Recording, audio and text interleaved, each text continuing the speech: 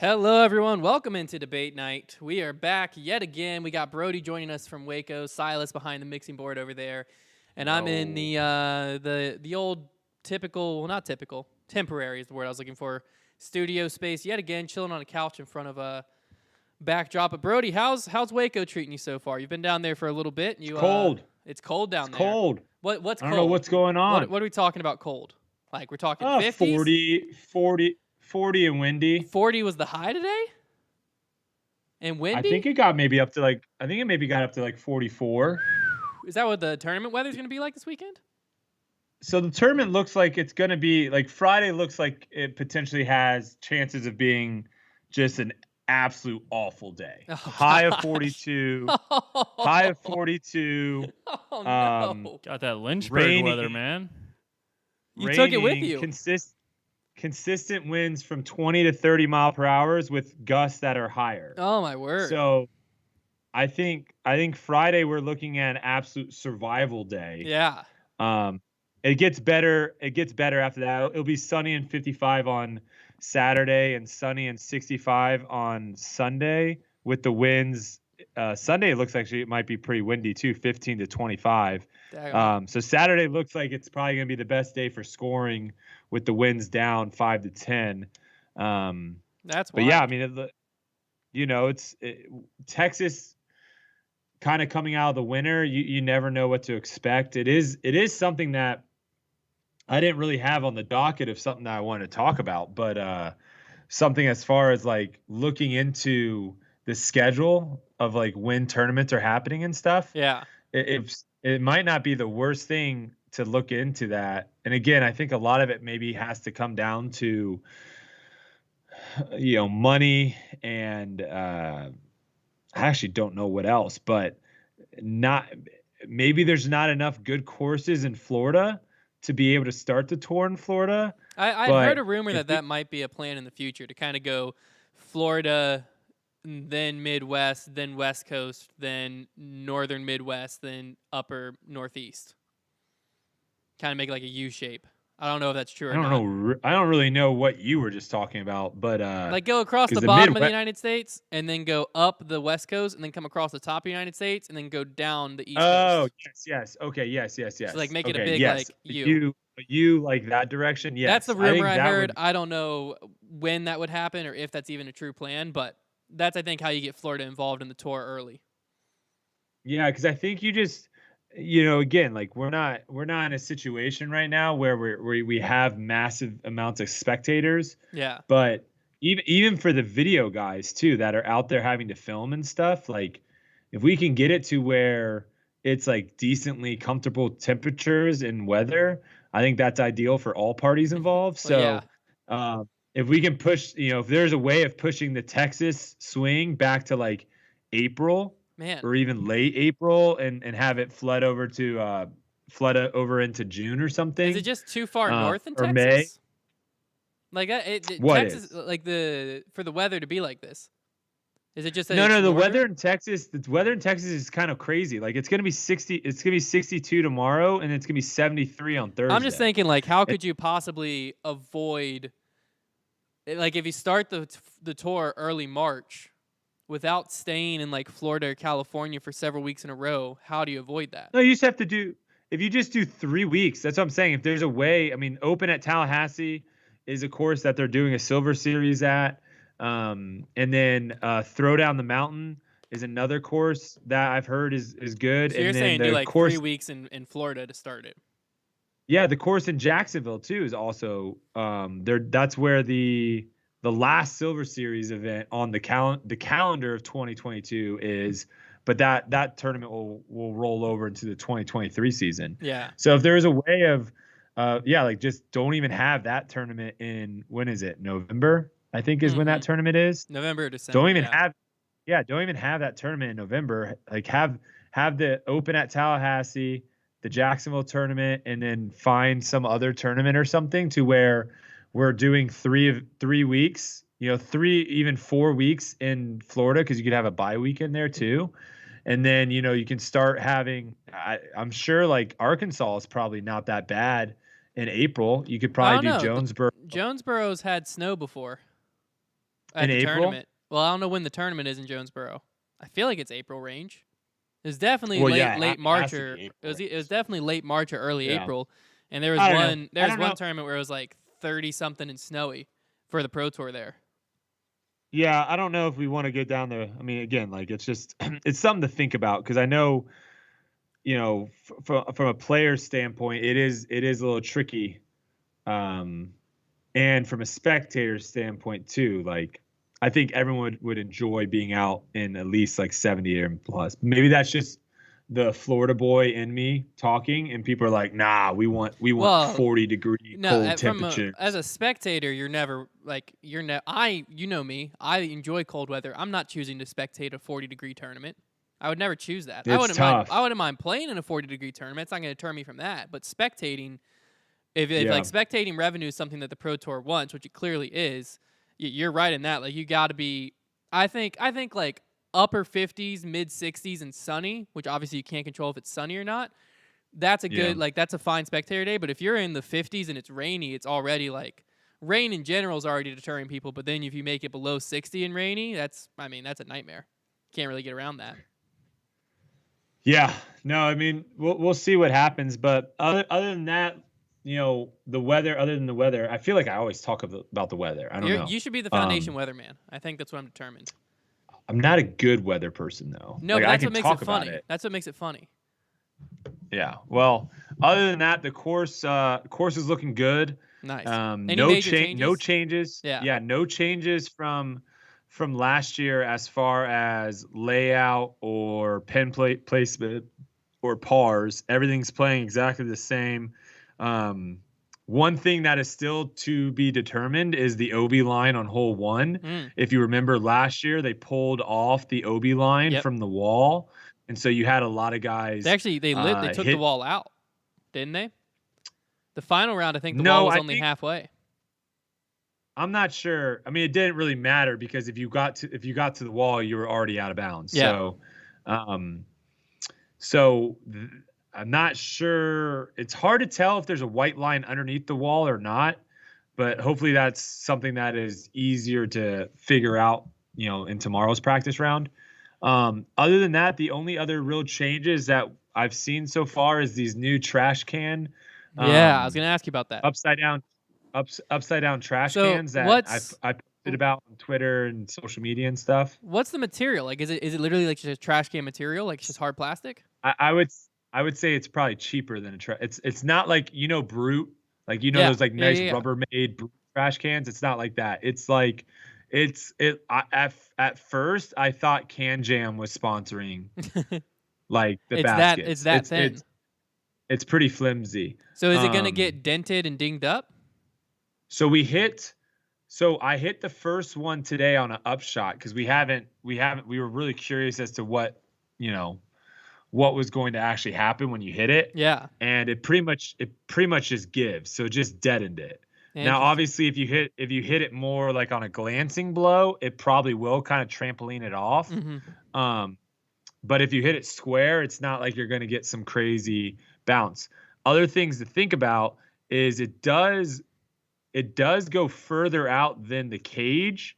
So something that I haven't looked into is discs that hit the cage, the chances of what happens then, right? Because normally, so it's wider than the bottom of the basket. Well, the bottom of it is. So it's okay. It's like a cone shape. Correct. The top is more. Yeah, top is a little smaller than the base. Some interesting reviews from people on social media. I thought I was going to see a lot more negativity. I think it's because maybe on in the photo it doesn't. It's hard to see exactly what it looks like. Yeah. I couldn't really tell what I was looking at. Right up. Yeah. So it'll be interesting to see how that transpires to actual coverage. From the players I've talked to, I have yet to find someone that says it looks good. Everyone seems to think it's kind of an interesting look. Now, what I will say though is the advertising on it is much more easily readable than those little foam pads that they had previously. Yeah. So if that's the case, if they're like, hey, these foam pads, we were having a really hard time selling it, and we're able to sell this advertising space for way more, and more people are interested in it. I think then at that point, it's one of those things where it's like, okay, can we maybe just adjust the material or something to make it look a little bit better? Some of the things that they're having difficulties on is some of these baskets aren't necessarily 100% vertical. Yeah. And especially the ground that they're on isn't 100% flat.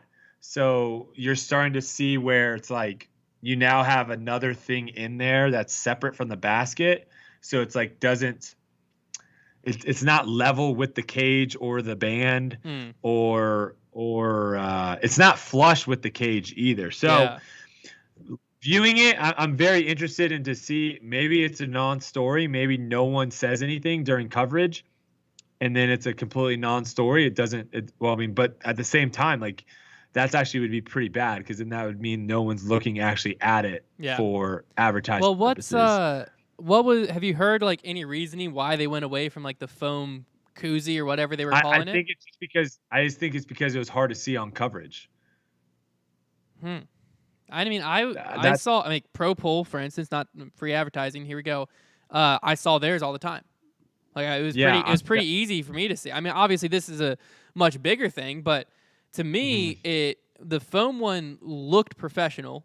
It was coverage wise, like I get where maybe it was just harder to see, but it looked professional. It was small enough that in weird situations it wasn't touching the floor or the basket or the like cage really, so you didn't have to worry about anything like that. And it also didn't really seem to affect the play much. This one, the things I'm worried about is I think the way they made it is probably because like baskets aren't universally the same. Like it's basically a lot depends on how the club put the basket in, how high it is or whatever.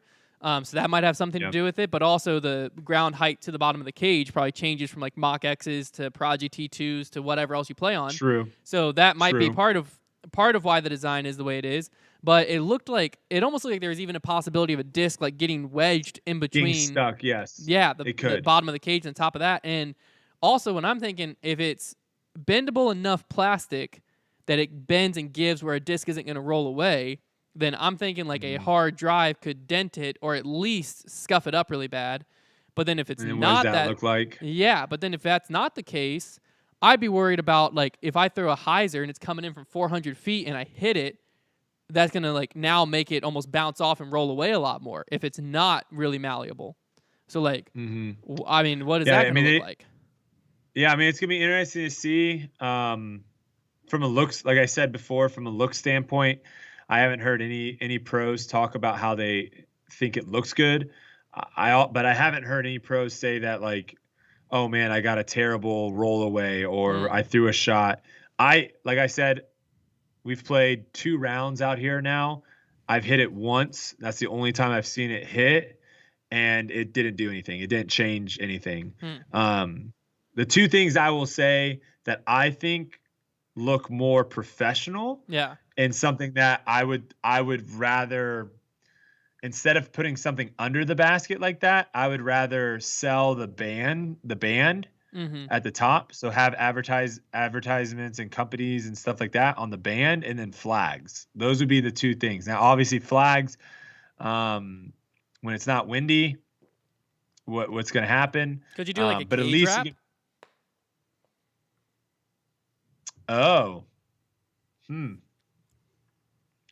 I've never seen that, but that's kind of cool. I'm just thinking. I will say this, as far as like stuff that you're just like, oh my God, it looks weird. Like the cage wrap, for example, that wouldn't really affect play at all, right? It wouldn't look weird. It would look weird. But if you are an old MMA fan and used to watch the UFC back in the day, the canvas that they fight on And even like the actual octagon where they have like the padding and stuff in between the fences inside the octagon. Yeah. That didn't always used to look what it used to. That always didn't used to look like what it looks like now. Yeah. So I can imagine people that watched the UFC, for example, way back in the day, and maybe the canvas was much cleaner. And now you look at it, and there's like just on the floor alone, there's probably like 1, 2, 3, 4, 5, 6, like 10 plus advertisements. Yeah. Just on the floor. And I'm sure like if you have seen that from start to finish, you were probably like, what the heck, this looks terrible. But if you just jump into it now and it's the norm, it's probably not that big of a deal. So I think that's the same thing here, where like putting advertisements on the band, or like you said, a cage wrap, initially it probably will look weird. And I'm sure some people will be like, I don't like it. Yeah. But if it's a way of generating income for the tour, doesn't really change the play at all, it's something that I think we'll eventually all kind of get used to. So, yeah, I mean, I enjoy the idea that they're exploring different ways to monetize like you were saying, find different revenue streams. Yes, that's great. I'm personally, like, if I would advertise, which we have advertised for the Pro Tour, I would choose the koozie, the like square one, over the current one, just because like this one, it looks like you just took a Rubbermaid trash can and flipped it upside down. I'll have to see what it looks like on coverage, but just the picture that I saw, I'm looking at it and like not once did I think professional sport when I looked at it. The koozie, the like foam wrap, that looked professional to me. That looked like the NBA, like what you run into, the stand for the basket, basically. That's what that reminded me of. So they didn't have them all installed yet when we first were out there, and so on one of the holes, the first one we actually came across, it was in the woods, like 40 feet away from the basket. Mm-hmm. And I was like, we all thought, we're like, are they putting advertisements on the trash cans? And then later in the round, we realized, oh no, that's not a trash can. That's like going on the basket. That's like on the basket now. So we'll see. But they might also find a way to like fasten it to the bottom of the cage or something, to where it closes the gap and makes it all coherent or something. I don't know. We'll have to see what it looks like on coverage. It might also just look incredible on camera, and you only notice it in your person. And if that's the case, then I mean, run with it. That's why I'm waiting to kind of see what the people, when everyone watches it on coverage, what everyone's thoughts are. Because if it's a unanimous like, hey, this looks terrible, then maybe they need to like reassess and do something differently. But if people are like, I didn't even really notice, then it's whatever. Other things with the tournament coming up, obviously we talked about the weather, we talked about the course. Let's talk about the field a little bit. Yeah. So you look at Las Vegas, and I think all of us, me, you, and Trevor included, we were all talking about, okay, this is a clear jump from what it was last year. Yeah. Just the depth of the field. And I think now you look at Waco, and I think it's even better. I think the field's even better. I had I think it was Statmando or PDGA Stat. It might have been PDGA Stats on Twitter. He posted something in regards to like ratings and was like, this many thousand rated players and yada yada. Yeah. You know my thoughts on ratings. So I was just like, hey, can you pull the numbers on world rankings and give me that? Because that's something that would be kind of interesting. And I can't remember exactly what it was for FPO, but MPO was pretty easy because it was 70 of the top 100 players are in the field. Nice. So I think that's going off of UDisc world rankings, or it might have been the PDGA world rankings. But that just shows you like the field. That's a pretty deep field. Yeah, well, that's what we were prepping for the Grip Locked preview show, and speaking to the deep field, we were like trying to do our predictions, and I was looking through, and I was like, man, because Waco in general, looking back at the history of Waco, it's a tough one to predict because on FPO it's been a little more straightforward, but on MPO, like you had Coling won it twice in a row, Paul's won it, Colton Montgomery's won it, James Conrad's been in the mix. I think Nate Perkins was in the mix once. Like it's been kind of all. Nico won it last year. It's been kind of all over the place. So I was looking at it and I started going down the list and just like person after person after person, I just kept on chair. I was like, they could win. They could win. They could win. They could. Like there's legitimately 25 people that before the start of the tournament, I looked at the list and I was like, these 25 people could legitimately walk away winning Waco this year, and it wouldn't surprise me. Yeah, it's a tournament.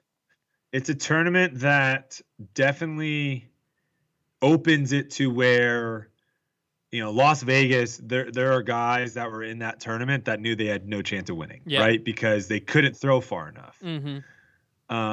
There's other tournaments where you might be a, let's say, forehand dominant player, and there are so many holes that require backhand, specific backhands, that you're going in and you're like, I'm at a huge disadvantage. I can't win this tournament, right? This course sets up for pretty much anyone. And that's like if you the list of people that you just listed off, you had Coling, who's a forehand dominant player. Yep. You had James Conrad, who is a backhand dominant player. You had Nico, who throws flex shots. Yep. You have Paul, who throws straight shots. Colton. Who is another person? Colton Montgomery. He throws mostly hyzer shots. Yeah.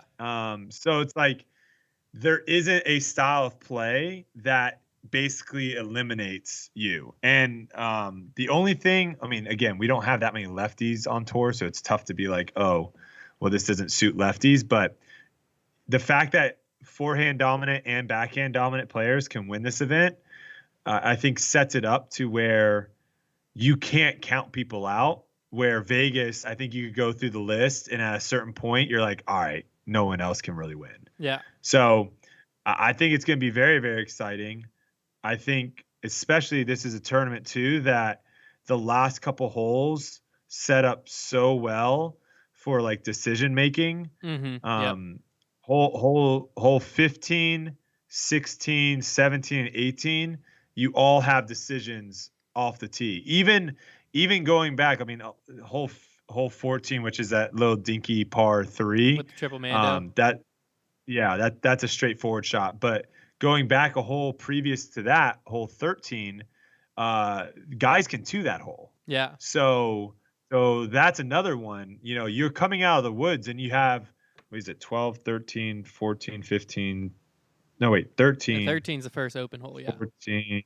15, 16, 17, 18. Yeah, so you have 6 holes coming out of the woods, and 5 of those 6, you have a decision to make on the tee of how aggressive you want to play. So I think that's where it makes it, from a viewer standpoint, very, very exciting, because I think, one, we're going to see, a handful of people probably within a couple strokes coming down the stretch, and you can easily have 2-shot swings on a lot of those holes. So it's exciting one. And this is actually, I just thought about this today. Like it's been 2 years of me playing on tour. Like this is my 2-year reunion or anniversary, if you will. Which it seems like it's been so much longer than that. But yeah, 2 years ago I played Waco for the first time. Yeah. And that was my first Disc Golf Pro Tour event. So that's crazy. This event, I think, does have a little bit more meaning to me than some of the other ones. Yeah. I mean, that's what – because I was just looking back because, like, shortly after you played Waco is when you bought into Foundation, I believe. Or is it – yeah. Yeah, because that's the start of it. Yeah. And so looking back like a year – because we were looking at I had to go back for tax returns because it's tax season. Always fun. And I went back to 2019. I was like, man – 2019 was the start of Foundation. Like that was only 3 years ago. And then it hit me that my 2 nieces were born before Foundation existed. And like that just messed my timeline up because like Foundation, kind of like you were saying, like it feels like it's been around for so long. Kind of like you feel like you've been on tour for so long.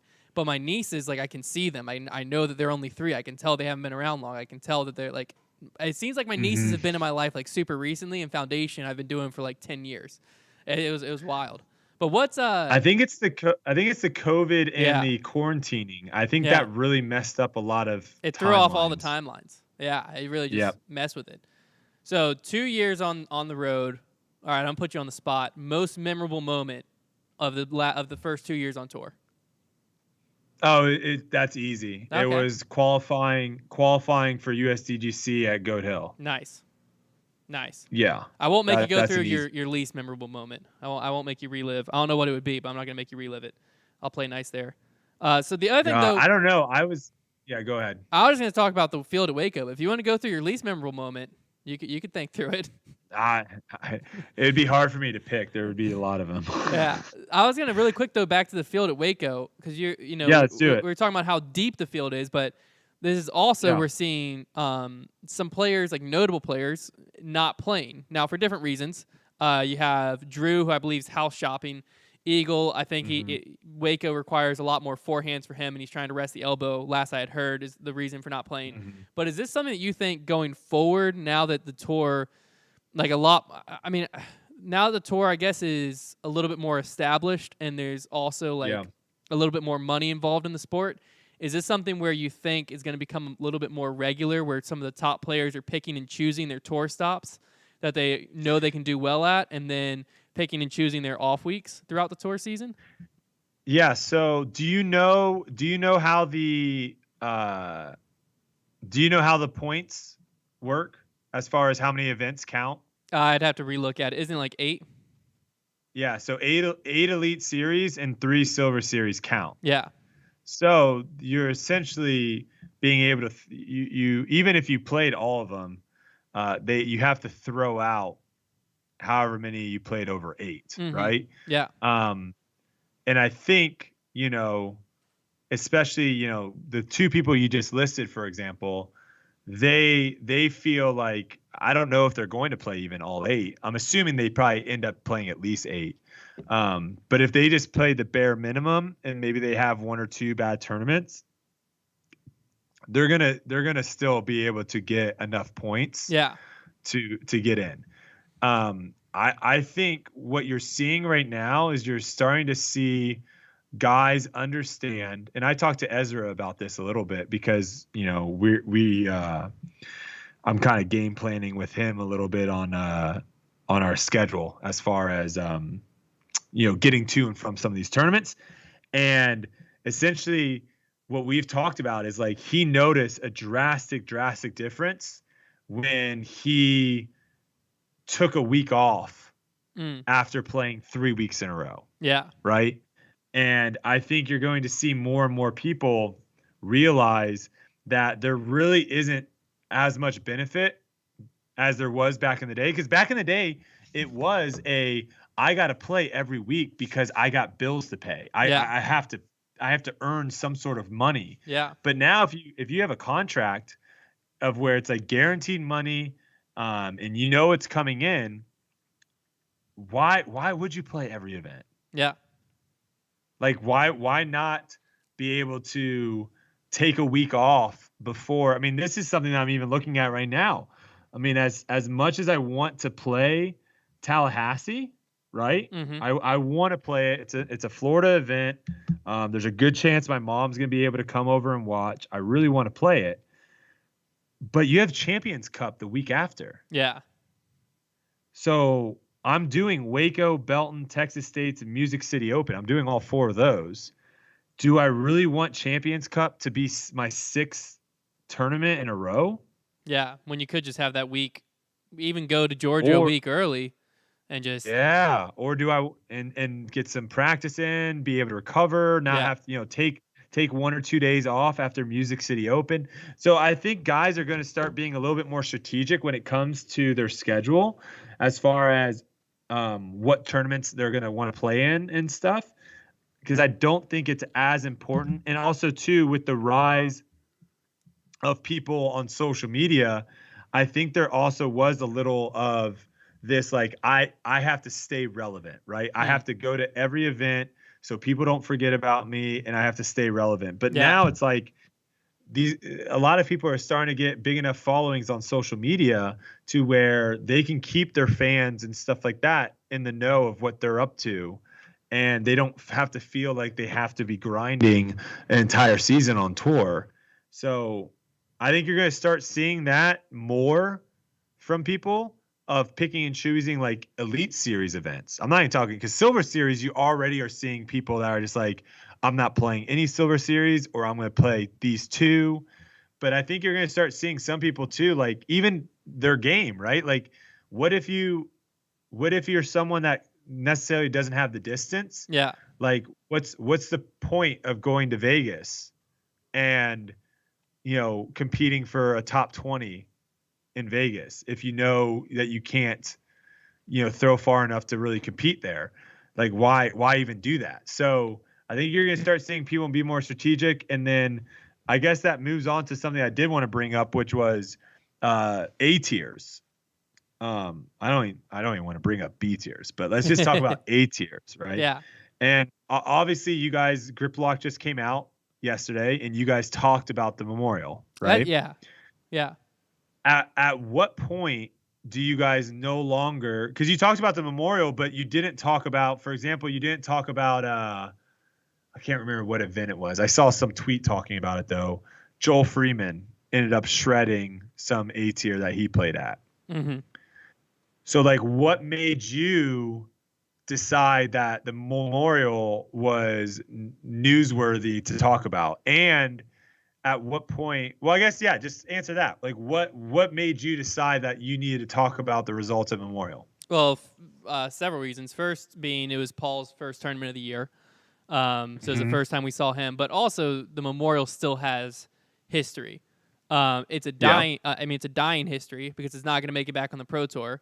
So I think realistically we're 2, 3, 4 years out from not talking about the Memorial at all, because like right now it's still especially like Trevor and I, that was the start of the season. And for so many disc golf fans, that was the start of the season, the start of the national tour, everything. I think that's what you're seeing players still choosing that tournament, is it just feels right. Like it feels like it doesn't feel like the disc golf season started. Like when Las Vegas Challenge, which used to be the Gentleman's Club Challenge, was like the week before. I would disagree with you. There's one reason why the majority of people are playing at Memorial. Why? It's obvious. The ratings? It's not obvious? You don't know? You saying ratings? Yeah. I don't think 100%. so. I don't think so. Oh, 100%. No. Because realistically nowadays, I mean, before this rating update. Ratings still matter, though. We're going to get into to who? To manufacturers. You think? Yes. Not much longer. I hope not, but they still do. And you know how it is. It takes a while for things to change. Yeah. And so it's going to take a while for people to still think that number next to my name literally means nothing. Well, here's a question. Here's a question. But next year, Paul decides to not play Memorial. He's going to play Vegas, and then he's going to go down and start playing Waco. Yeah. And so now, because you already had this year, Ricky didn't show up, Eagle didn't show up, so you already had some of the top rated players. We're going to talk ratings in the world. Was Dickerson there? I don't think so. No. Yeah. Okay. I don't believe so. So you already had some of the top rated players in the world.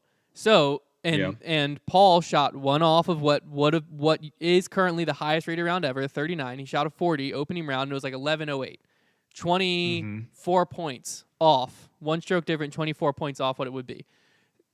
Probably because the field had a lot to do with that. So now Paul disappears from that field. Ratings at that tournament aren't going to be special anymore. If you have one or two more top players disappear from that field, the ratings aren't going to be special anymore. And my point is, or at least I think, I'd have to look back, but the Shelly Sharp Memorial is playing pretty much the same courses a few months before, and the only Shelly Sharp doesn't play. It doesn't play Shelly Sharp. There's something that plays Fountain. Shelly Sharp. No. Oh, Shelly Sharp is the one that's like south of Phoenix. There's something that plays Fountain earlier in the year or in the off season that like some players go to because they're in Arizona. Okay. But that's not a tournament that everyone's showing up to. And since everyone I'm thinking of Maricopa. Maybe I'm thinking Maricopa. Yeah, but regardless, I think that like one or two players don't show up to it, and the ratings aren't anything special anymore because the ratings are based on the field playing the course, not the course. Well, here's another That's question. the whole issue. Going back to my like journalistic of like what's news and what's not. If Chris Dickerson decided to skip Vegas next year and play in some A tier in Tennessee the week before Waco, right? So not Memorial, some big A tier tournament in Tennessee. Are you covering that next year? Depends on the field. Depending on the field. Because the other big storyline here was Drew Gibson, who just won Vegas, was in the field and got beat by Paul. Okay, so it's essentially to the point of where if enough good players show up at any tournament, and that makes sense. Not any. Because if this was the middle of the season, we had already seen Paul against the field, and we'd already seen then we weren't covering it. You think it's more just the fact that personally, it's like we wouldn't early. have. Yeah, it was literally just it's a two-headed beast. It's one that it's the Memorial, so it still feels like the start of the disc golf season. We're not far enough removed. 100%. The name the Memorial still has prestige in disc golf, and then two, 100%. It was Paul's first tournament against a strong field. If Paul's first tournament would have been at a local B tier or C tier, we might have covered it in like in brief passing, like, hey, Paul came out, he played it, can't really tell what if something weird, crazy happens or something. Yeah, or like last week, if the Memorial didn't happen, we wouldn't have really any storylines. And so if that would have been Paul's opening tournament, or Eagle would have had his opening tournament, or Paul, Ricky, Eagle, Calvin, outside of those four, we probably wouldn't have said anything. But if those four would have played their opening tournament, we probably would have just like mentioned it in passing. But this one, it was just a storm of like, there was a very solid field of players that we just saw at Vegas. So we had a little bit of reference, one of them being the Vegas champion. And then Paul was now entered into that field, which was the storyline of like, this is Paul's first test against this somewhat full field, nowhere near fully full field. And then it also is the only time we're going to see Paul versus Drew until Champions Cup, which was another storyline. True. Oh, I see. That makes, you can have different storylines there. Yeah, for sure. But speaking of like prestige, go for it. This was another question I had with the tour, because like, again, like what you're asking me is a great question, and a big part of it is the prestige the Memorial still holds to me, because it was the start of the disc golf season for so long, so the name the Memorial still holds prestige. Do you think with players picking and choosing their schedules, and as that continues to develop, are there going to be tour events? Because this has happened in golf on the PGA Tour, where there's tour events players just don't show up. Are there going to be tour events that have more prestige, and so those fields are like notorious for being stronger than other events, just because I don't know what'll end up kind of separating it out, but is that going to be something that kind of happens where it's known like this event, the whole field's here, versus the next week at Waco only half is? Or half of the best players? So there's 1, 2, 3, 4, 5, 6, 7, 8, 9, 10, 11, 12, 13, 14, 15. 12. Sorry, there's 12. So there's 12 excluding the playoffs, right? Because that's a different. We can't add in GMC and MVP because that's part of the playoffs.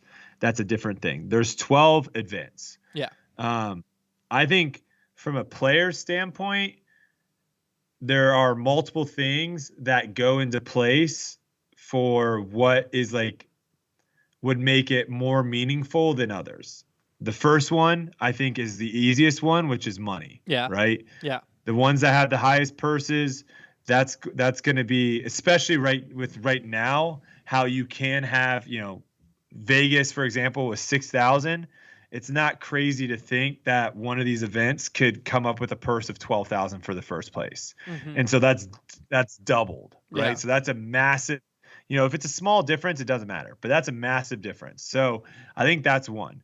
The other one I think is the course. So something like Ledgestone, for example, where there is that prestige in Northwoods and how it is, considered one of the more difficult courses. And then you have to play Eureka, which is another difficult course, but it's a completely different style.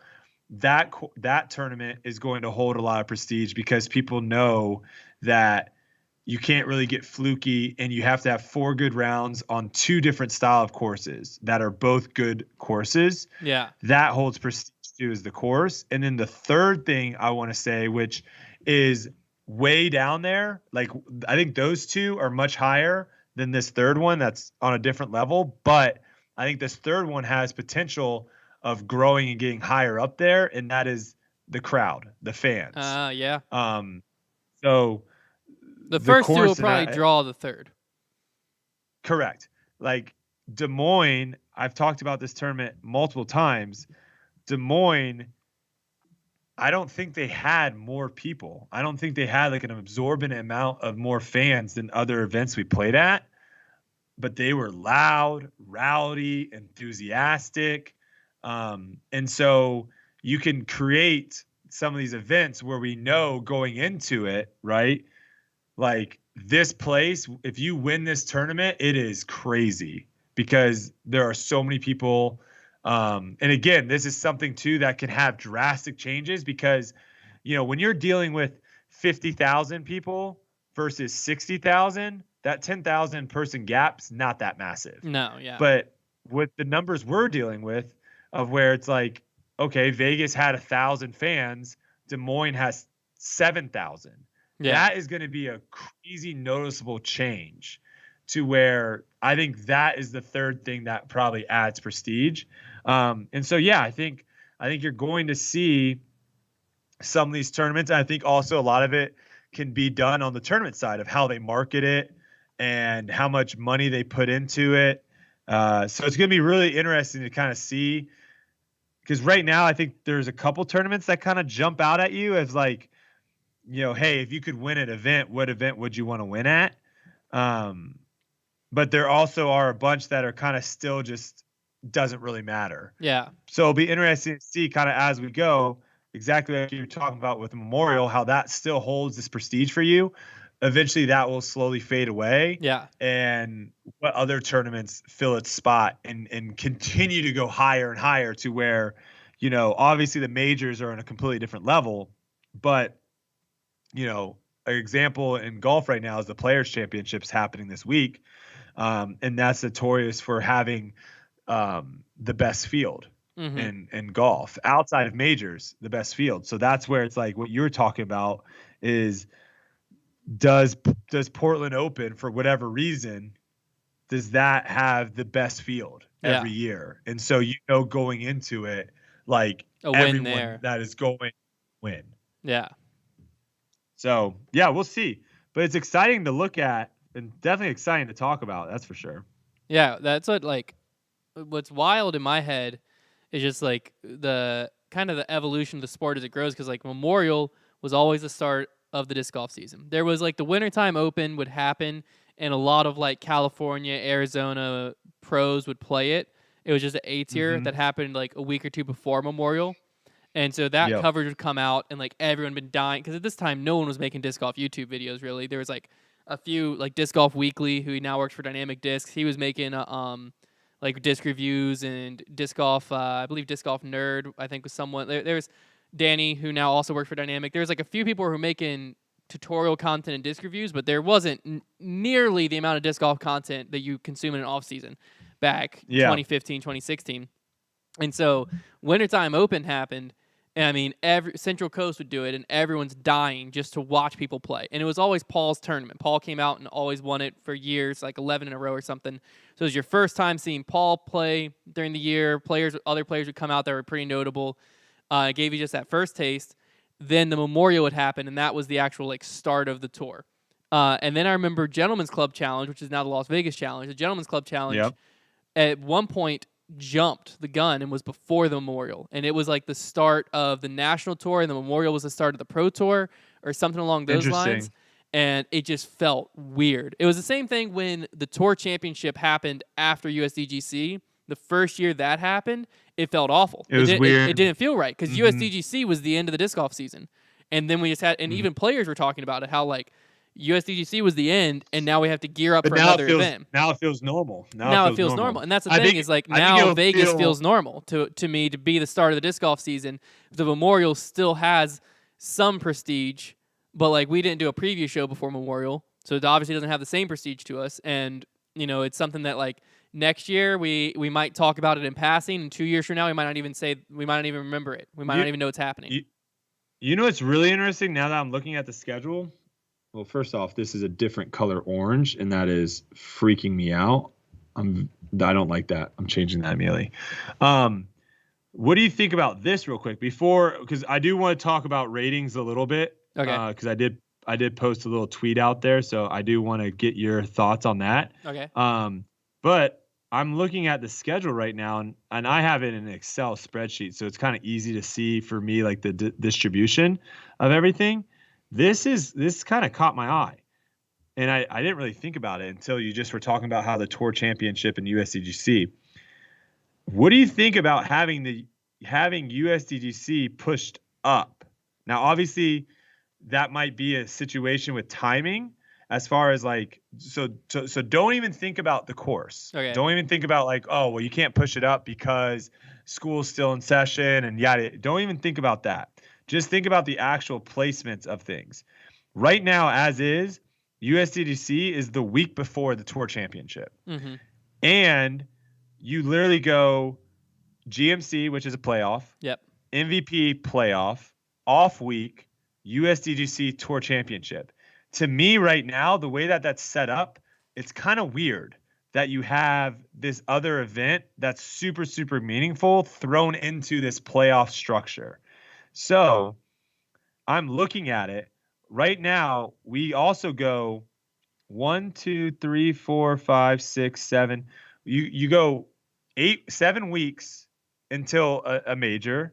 Okay. Yeah. Then you go 1, 2, 3, 4, 5, 6, 7, 8, 9, 10, 11, 12, 13, 14 weeks a major. 1, 2, 3, 4, 5, 6 weeks a major. 1, 2, 3, 4, 5 weeks a major. So they're like that first section. And then the Tour Championship almost feels like a major. Yes. So what are your thoughts on like if the Champions Cup got moved up a little bit? If European Open got moved up a little bit, or the Worlds, Worlds, I think we have a disagreeing. Well, maybe we don't have a disagreeing opinion, but that's a tournament that is just kind of a weird one for me. Because really, that's what's crazy right now is you literally go World Championship, Silver Series that most people aren't going to play in, and then playoff, off week, USDGC Tour Championship. Like to me, I think for the season, if you could space out the majors a little bit more and push everything in front of the playoffs, that would be for the Disc Golf Pro Tour's sake. That would I think that would make it to where there would be a lot more focus on those, right? Because like you guys are going to be watching GMC MVP, and you guys are probably going to be thinking, who looks like they're in a good spot to win USDGC? Yeah, it's definitely gonna be a weird mindset. Like that's probably what you're gonna be thinking. Like, who looks good right now? Who's playing well right now? You're not thinking down like that who's stretch, playing well to win the Tour Championship. Yeah, because USDGC is like the most, in my opinion, if you take title out of it, it's the name of the tournament. It's the most prestigious tournament to win. It's the hardest tournament to win. Mainly because of the course and it being at the same course every year. That's kind of how it's got its prestige. And the qualification. And the qualifying, yeah, both of those combined. Because there's probably years where Worlds is technically harder to win. It's just like that happens one, and then the next year it's at a course that's way easier than USDGC. So it just kind of flip-flops. But USDGC is always going to have its teeth out. Well, the World's field is way worse than USDGC's field. Well, I mean, what players are playing USDGC that aren't playing Worlds? No, I'm saying that there are more people that get into the Worlds field that. What's the numbers? But that doesn't affect it. That doesn't really affect the quality of the field. It does if the numbers matter. Worlds normally has two pools. They normally have A pool and B pool, and they flip them. But like, when you're thinking of like quality of field, I'm thinking like, is the top 50 players there? And they're both at both. They're at both. So like the quality of the field. I see what you're saying. Like I don't think that like just the average rating or whatever you want to use. Are the top 80 at both? Probably. I mean, 80 starts getting interesting because of the world ranking system. because it's still like it's fast. Have you looked at the world ranking after Vegas? No. Fascinating. Which one? The UDisc. I use the UDisc as the official because the PDGA Let's talk doesn't really about update. this. Yeah. Let's talk about this. Unless you had something else, were we talking about something else, or do you? We were wanna just go talking over about the to- position of USDGC, but I don't know where I stand on it. We probably would have Yeah, disagreed that's- because I like it. I don't know. I don't know where I stand yet. Maybe we come back to that. Maybe we give me time to think through my decision on it. But like my last thought on that, and then we'll go talk about ratings and world rankings and stuff. Is think about this last USDGC, right? Like Paul wins, Yeah. right, and then literally the next week Nathan Queen wins. No. The biggest check of all time. Back to back isn't Like, good. That's not good. The Paul story's gone. Yeah. Well, it's either the Paul story's gone or like they're both overshadowed by each other. Because when you're looking back at the year, you're going to remember Paul's win more than Nathan Queen's win. Whereas, like, and you're also going to remember James Conrad's. If they're like, spread if out they're more. spread out, is it easy to remember both in your head? But they happen so quick back to back. Because, like, Conrad, you're not going to forget Conrad's win. You're not going to forget Paul's win. Your Nathan Queen's win, you might kind of slip over, but it's because it happened right after USDGC. But I don't know the answer to that one because, like, Scheduling, USDGC not being in October, like, to me would be like the Masters not being in April. Like, it doesn't feel right. Yeah. To me, it's not even so much the fact that it's just like back to back. It's the fact that it's like in the middle of the playoff. That's what's like I didn't even think about this until now. Yeah. Just it's throwing it off because it's like GMC. I think you have like the top 100 guys get into GMC, and then the top 70 or 60 then qualify for MVP, and then the top 36 or whatever qualify for the Tour Championship. But timeout, we're all gonna go and play. Like, to me, that's where it's like, if you don't, let's say like I get 37th after MVP, you don't see me play until next season. I'm done. Yeah. Versus like this is like I get 37th and then I go to USDGC and I win. Well, no, if you get But now I'm not 37th gonna at be at- GMC, you might still have enough points to qualify. No. I'm saying at the end of MVP, because you go GMC, MVP, then the Tour Championship. Yeah. I'm saying at the end of MVP, your whatever I points. finish, I'm 37th in points. Yeah.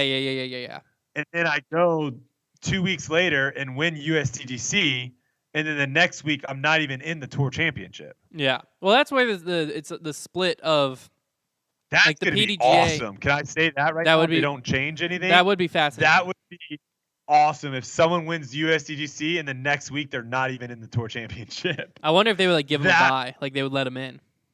No, you can't. You can't. shouldn't. They're two separate. Yeah, that's They're what I'm two saying. Though, is I think that's the issue they're going to run into. Is the Pro Tour probably would love for USDGC not to be in the middle of that, but the Pro Tour has no control over USDGC. Heck, the PDGA doesn't even really have any control over the USDGC. Like, they haven't even been. They for years they've been running as an experimental major because they don't even abide by all the PDGA rules. Like that's how little control the PDGA has over the major.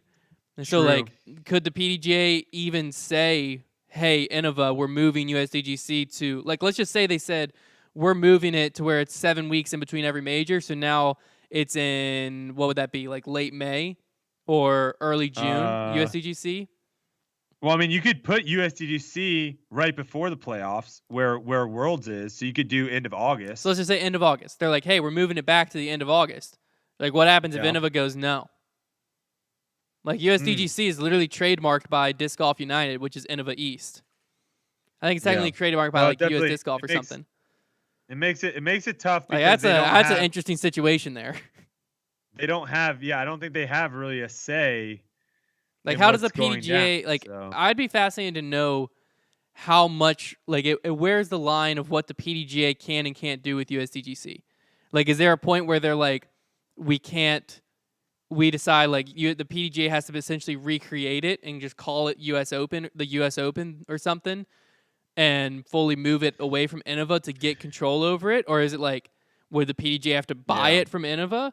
Or like, I don't know. USDGC is fascinating because it's my favorite tournament of the year by a mile. But I think it is such a realistically, I think it is such a like weird, and I don't want to say bad because it's a great tournament for disc golf. But for the future of disc golf, there's gonna be a problem with it. There's no way around it. There's gonna be. It's one of those where it's like, do you want to just try to make changes right now before it gets too big? But it's like, who's making the changes? Because like if Innova doesn't want to, well, they're not going to be able to budge. Definitely doesn't want to. That's what I'm saying. Innova definitely doesn't want to. So like, how is it going to budge? I think it boils down to like the PDGA. Again, we don't really know their involvement, but like, I think it's going to happen when like the PDGA is like, hey, we have this sponsor. You know, they get someone that's like, we want to sponsor USDGC. We want to be the title sponsor, yada, yada. And then potentially like at that point, you have the PDGA say like, hey, Innova, you either do what we're asking or we're going to, like you said, we're going to start the US Open and we're going to have this title sponsor. Because again, like that's what I can't wait to see happen because I think it is going to happen eventually. Something's got to get. Going to happen. Something's going to happen right now where there is competition because right now there really isn't any competition, right? And well, what's tough is like is just it's got to be the answer to this has to be yes, but like is just the major title enough? Because like if that's what I want to know. The USDGC has the only thing the PDGA could pull from USDGC is the tier. They could make it instead of a major. Who made it a major? Who made it a major? The PDGA did. Okay, so exactly. There you go. So the PDGA literally goes, guess what? USDGC, your event now is an A tier. Yeah. And we're gonna run the US Open at Eagles Crossing, and the winner is gonna get $100,000. And it's a major.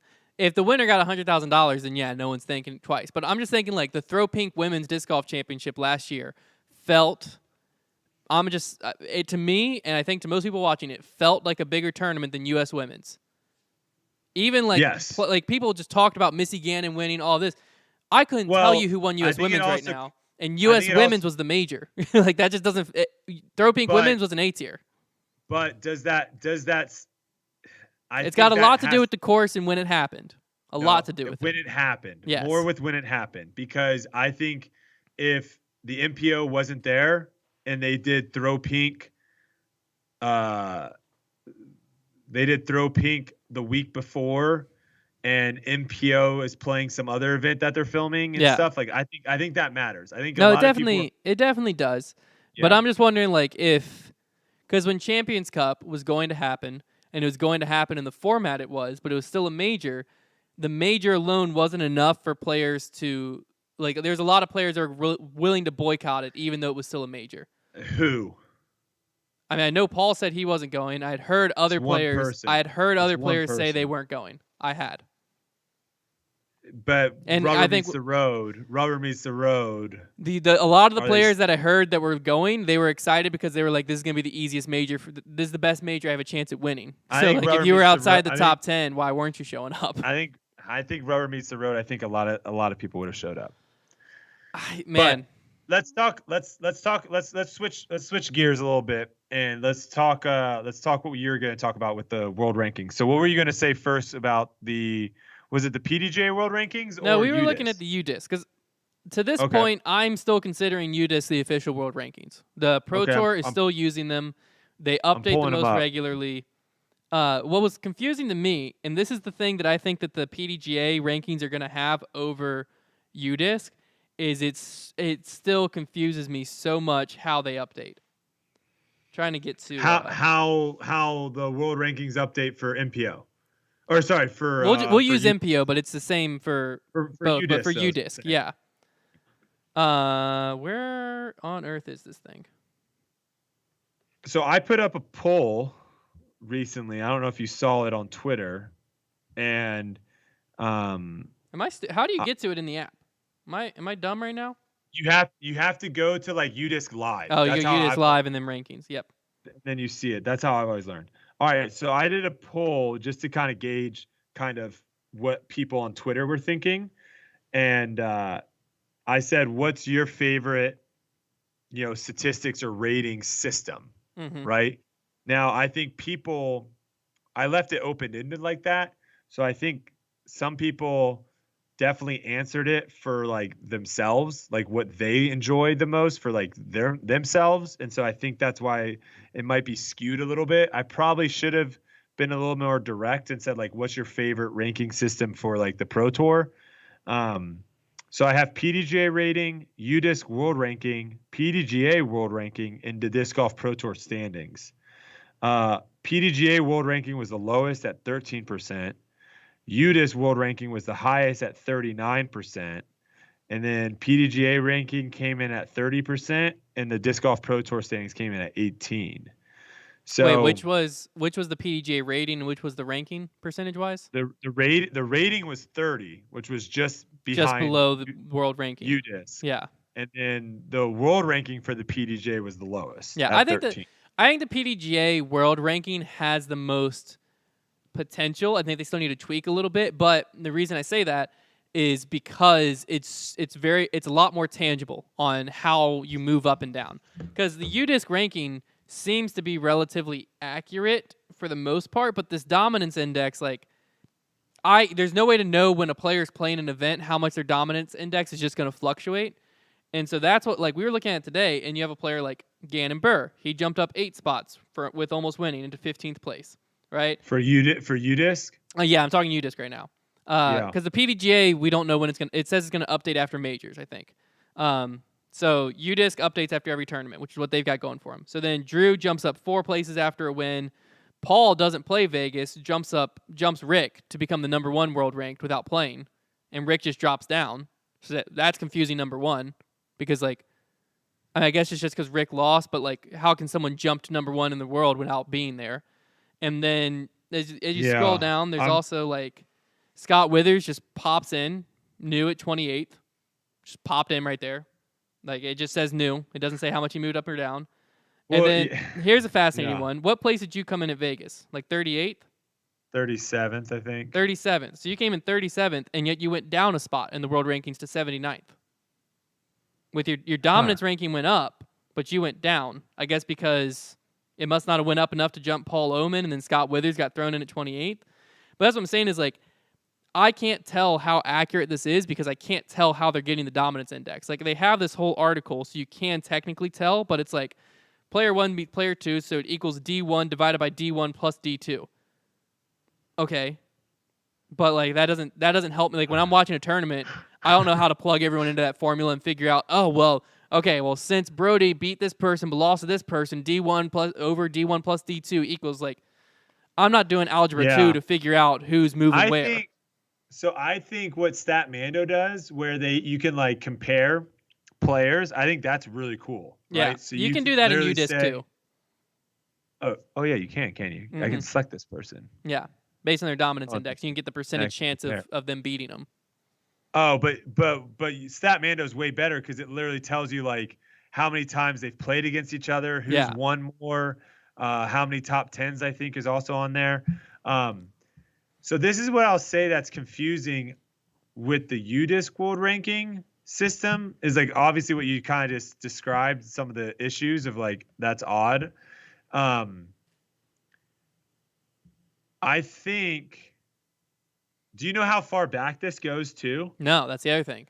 Is you have to how much is weighted on the front end too? Yeah, that's what you can't find that type of information because like you have to have played a certain amount, but it's somewhere, I forget when it was, but at some point they're like, for instance, if Nate Doss was in there, he would be at this spot with a dominance rating of this. But like Nate Doss has been retired for years. So like how does he have that dominance rating? You know what I'm saying? Like it's a very that's the thing I don't like about the UDisc system is they've probably created something incredible, but it's not tangible. It's hard to understand. Exactly. Whereas the PDGAs, it's not going to update frequently enough, and they have too much weight on the majors. They split them up. It is what it is. But theirs you can see. You have tangible things of like if I do X, Y, and Z, I'm gonna be at this place in the world. Like you can see what you need to do to move up or down. And as a fan and someone who talks about disc golf, I can more easily see how Ricky's placement is going to affect his world ranking, or so on or so forth. Versus UDisc, I mean, Paul didn't show up and he moves up a spot. Like, is it like Yeah. really smart to just not play tournament? Like, Paul didn't play because of the 3 courses, but if I'm someone who if I sucked at Yeah. Vegas, is it smart for me not to show up because it's good for my world ranking? Like, that doesn't make any sense. So this is what, again, I don't really know too much on the math side of things, but the way I would view it is if you played bad at a tournament, you shouldn't fall. You shouldn't get like negative points. It's like, oh, you played bad, you get negative points. So then people that don't show up to the tournament pass you, right? It should be like if you play bad at a tournament and other people around you in the rankings play better than you, then they're probably going to jump you in the rankings. That makes sense. Yeah. It's weird. It's weird to think that like if you have a bad tournament, it's weird to think that like you have a bad tournament and someone that wasn't at the tournament passes you in the world rankings. That seems weird to me. And the other thing I would say too is like the Statmando thing I think is really cool of where it's like, okay, it's literally pinning people up to each other. I don't know how important that really is in the world rankings. And again, I think it makes it way more confusing as far as like, okay, if I finish 5th, for example, but these people beat me, that's different than if I finish 5th and then this one person beat. Like, it's hard because, again, like you said, it's not an easy equation where, to me, like the Disc Golf Pro Tour standings, it might not be the best way of doing it, but at least it's very, very simple to see like, okay, I'm in first place with the standings and I have 50 points more than second place.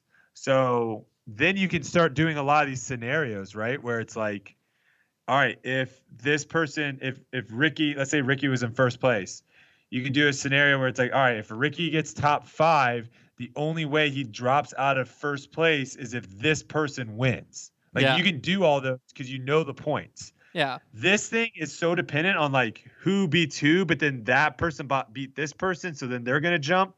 Like that's where it's like how did Ricky got what, 7th place in the last event? Yeah. So his dominance went down. People I think were confused. He lost 6.82 points. Yeah. When I said like how can Paul become number 1? I understand physically how it happened. Like I know Ricky lost dominance index. My thing is you shouldn't be able to not play. It's more so just for first place, for number 1 world ranking. Because if we're talking about 30th place and like someone becomes went from 31st to 30th, or like that is what it is. But my thing is like this shouldn't be something because like now what if Paul, this isn't going to happen, but what if Paul just parked the bus? It's just like, hey, I'm not playing tournaments this year. His dominance rating will never move. The only way Ricky could beat him is if Ricky just started winning everything. Yeah, but that's what I'm saying. Is like that doesn't make sense because then like Ricky would have to win. Yeah, but if someone just parks the bus at this and then like and their number 1 world ranking and their dominance index isn't going to change, then like people are going to constantly like be jumping and changing, and Paul will be like world rank number 1, and then as soon as Ricky loses, as soon as Ricky wins, Paul's world rank number 2, and now he's back to world rank number 1. And it's like this guy's not playing right now. Like that shouldn't directly correlate. Like you shouldn't be able to gain and become the number 1 ranked player in the world without showing up and playing. And that's where I think the flaw is with UDisc that the PDGA system at least wouldn't have, but the PDGA system flaws is numerous other ones, but number 1 right now is it's not frequently updated. This isn't per round, is it? It's per event. This is like per event. It's where you finish. So essentially, super dumbed down how I understand it. Is it's basically let me tell you something that's really interesting. Real quick. There are only, I think if I saw this right, there are only like one or 2 guys that dropped more spots than Ricky did. But and I don't. It's because he had a bad turn. No, but it's because who beat him. Tristan Tanner, one of the biggest ones. Look at how far Tristan Tanner's dominance index went up. That's the thing. Is it's all about who beat you at the tournament that affects the UDisc ranking. That's all that matters. Yeah, so this is where it's crazy to me. Is like that's Ricky where finished it's wild. top 10 at a Pro Tour, but he got absolutely destroyed in the world ranking because of who beat him. So let me give you this scenario, okay? Yeah. Jared Stoll. Okay, Jared Stoll is the last guy on this world ranking list at 162. Okay. Okay. Jared Stoll is playing Waco. Yeah. Okay. He balls out of control and plays out of his mind and gets 9th place. Yeah. 5 shots out of the lead. Uh-huh. Okay. Adam Hammies gets 10th place. Yeah. 6 shots out of the lead. Adam Hammies then proceeds, and let's just say Drew, Kyle, Chris, Calvin, Eagle, Ricky, Paul, all people above Adam. Yeah. All beat Jared, right? They all get in front of Jared, but they're only beating by a stroke or 2 or whatever. It's real close, right? Yeah. Adam Hammies is just going to plummet. Yeah, he'd get wrecked. Now, I don't know how far he'd get wrecked, but he'd get destroyed. And he finished top 10 at a Pro Tour in your scenario you just painted, and he might drop 15, 20 spots. Like, who knows what would happen? And that's the thing is, like, he only Drew for, let's say in this scenario, Drew only beat Adam by 2 shots. Yeah, that's where the issue is with the current. Drew maintains world ranking at 7, and Adam Hammies just flies down the rankings. Yeah, but that's that issue. Is like, I think the UDisc ranking is the best thing we have currently because it's what's updated frequently.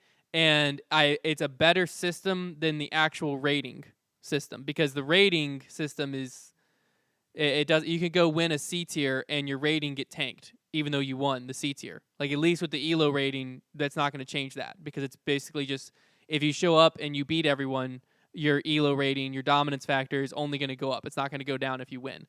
But your rating, you could win and have your rating go down. Like, that could happen. And that's where you can't use the rating to tell who's the best player in the world. The ELO ranking is the best thing we have currently, but it's not great. My boy is still alive as the 6th best player in the world based off of PDGA rating. He's still in there at 1044. Who's that? This local guy in Dallas, Texas, that played 1 flex start and shot 1044. Exactly. Like that. I don't think. I don't. If you take a step back, best player in the world. If you take a step back and just look at the ratings, you can understand why it's like, the reason I think that I personally am so against the rating isn't because it's not a good analytic stat. Like, within the round, but it even isn't, to be honest with you, because like, you can just look. It only matters within that tournament, and it doesn't super well correlate from tournament to tournament because it's all based on the field that's there. And within the tournament, if you want to see if it's a good round, just look at what they shot compared to the rest of the field. Like, that tells you the same thing. It's just, but it's at least like, it's a fun number that you can like pull out and be like, oh, what's your rating? Whatever. Great for amateurs. For amateurs. It's a fun number. The issue is, for so long, it's been treated as so much more than just a fun number. And that's why I'm so against it, is like, if we just use it as a fun number and like, hey, holy cow, did you see that round was like 11:08 that Paul shot at Memorial? Like, that's just a fun stat. Issue is, you can't share that stat without it immediately being taken as a much bigger analytic than it is, because like I said, the field effects. Yeah, but stats you should be able to understand. True, right? That's also true. You can't understand. You can kind of understand the ratings, but not really. And it's almost kind of like, this is a good analogy. Is like, you're like, Paul shot at 11:08, right? If I told you, so you're like, dude, did you see Paul? He balled out of control. He shot 11:08. What if I told you, like, who's Duke's best basketball player? Well, right now we all suck. Ben Caro. Okay, Ben Caro. If I was like, dude, did you see Ben's last game? He scored his first 70 name's Pablo. points. His last name's Ben Caro. But it's fine. Oh, his first. Okay. If I was like, dude, did you see Pablo's last game? He balled out of control. He scored 70 points. And you're like, what? He's insane. But I didn't tell you that there were 6 overtimes. Yeah. Like, that's where you're missing this. You're the missing statistic context. Needs more context. So in the 11:08, for example, if the context was Yeah, but there also were a bunch of like low-rated guys that just throw a bunch of discs in the water and they basically jack up the ratings at Memorial. If that context was in thrown in, then you could be like, oh, okay, I can understand. But like when there isn't like this, when the statistics on that course are different than this course and different than that and different, like that's where it gets difficult if you don't have context. So No, exactly. But that's what my whole issue with ratings is that for so long, and I think that it's kind of died off. A lot of it was thanks to the UDisc World Rankings, was what was used to determine like the number one player in the world, and like that's what was posted. It's like Ricky Jumps, the number one rated player in the world, or Paul Jumps, the number one rated player in the world. But like the context is like, oh, like this literally happened at one point. Oh, Paul dropped out a number one rated player in the world because he played a weekly league at Huntington Beach. Like, why on earth does that? That shouldn't affect anything, because like he won the week he showed up, but like the ratings there are awful because it's just a weekly league. If you haven't played in a weekly league and try to tell me that the ratings are always the same, like you won't, because they suck. Here's an interesting question. Are we doing calls or anything today, or what? We've got some some of those voice memos if we need them, but we don't have to use them. Maybe we open up a little bit to some of the comment section on YouTube. Are we just on YouTube today? We're just on YouTube today. Yep. Yeah, there's a lot of stuff going down on the YouTube comments. Okay, so maybe we have Silas throw in some stuff here in a second. But I see someone say, wrong, Hunter, wrong, come at me, bro. So, Silas, figure out what on earth he thinks I'm wrong about, and let me come at him. He was talking about your rating. Your ratings don't matter thing. Here's a good stat that should silence everyone. I am currently 974 rated. I have been as high as 990 rated within the last 989 rated within the last year and a half. You all watch me on YouTube regularly. If you truly think and you can look at me in the face and tell me I'm a 990 rated player, then maybe we can have a conversation that ratings aren't weird. But I'm not. Ratings are weird. Like there's no way I'm that high rated. I shouldn't be if they were true. That's enough. Okay. Here's an interesting question. Now take aside, because I think this will kind of eventually like happen organically, or I guess happen just like naturally, of where like we were just talking about how players will start not even playing every Pro Tour event because there'll be so many Pro Tour events that just with their schedule they'll start picking and choosing. So I think naturally that will happen to everyone on tour, right? Because the money will start getting higher to where you don't have guys that, because we're still going to have guys that are touring and playing every Elite Series event, every Silver Series event, that are going and trying to find on those bye weeks the nearest A tier or B tier, right? There's still going to be plenty of those people. I think eventually that gets phased out. Yeah. Of where they're making enough money on the Pro Tour that they're putting all their time and emphasis on that, and they're no longer playing. But just as a fun question, do you think it should be, I don't know if illegal is the right word, but do you think it should be not allowed that if you are playing on the Disc Golf Pro Tour that you can't play in like A tiers? No. And B tiers? No. That is making sense to me. Why would it not be allowed? Well, I guess the question is why. Okay, well, I guess I need to answer that for you to have. I can't throw it back at you. Why would it not be allowed? So I would say the reason why you would not want professionals to play in events that aren't on your tour would be, and this is not like anything along the lines like competition wise, right? Of where it's like, someone playing in the NFL can't go and play in the Canadian Football League, right? Because that's like a competition thing. It's like, hey, we're signing you to play in the NFL. Yeah. This is because I don't think that exists. I think this is more, and I could be wrong here, but I think this is more to grow the game. So I think now this is different, right? Paige Pierce going to an A tier event is going to have probably a better impact on more people maybe signing up or going out to that event. Yeah. So I think that would have like a net positive impact. but let's just drop it down to like maybe the 15th best FPO player in the world. Okay. Right? Her going to an A-tier event, she's probably going to win it, right? And I don't think she's going to be bringing in, like, I don't think there's a net positive there, because I think what ends up happening is I think people, amateurs, and I would consider, again, if you're not doing the pro word is thrown around a lot in disc golf, but to me, everyone's an amateur unless they're playing disc golf for a living. Like, unless you're doing it as your job, you're an amateur, right? You're not, it's not your profession. Yeah. So even though you are playing an open and you are getting money, if you're not doing it as a profession, you're not in the same you're not in the same tier, right? Yeah. So there's different levels to being a pro. So the question is, like, are you signing up for that tournament if you see people that you're just like, well, this person's just way better than me?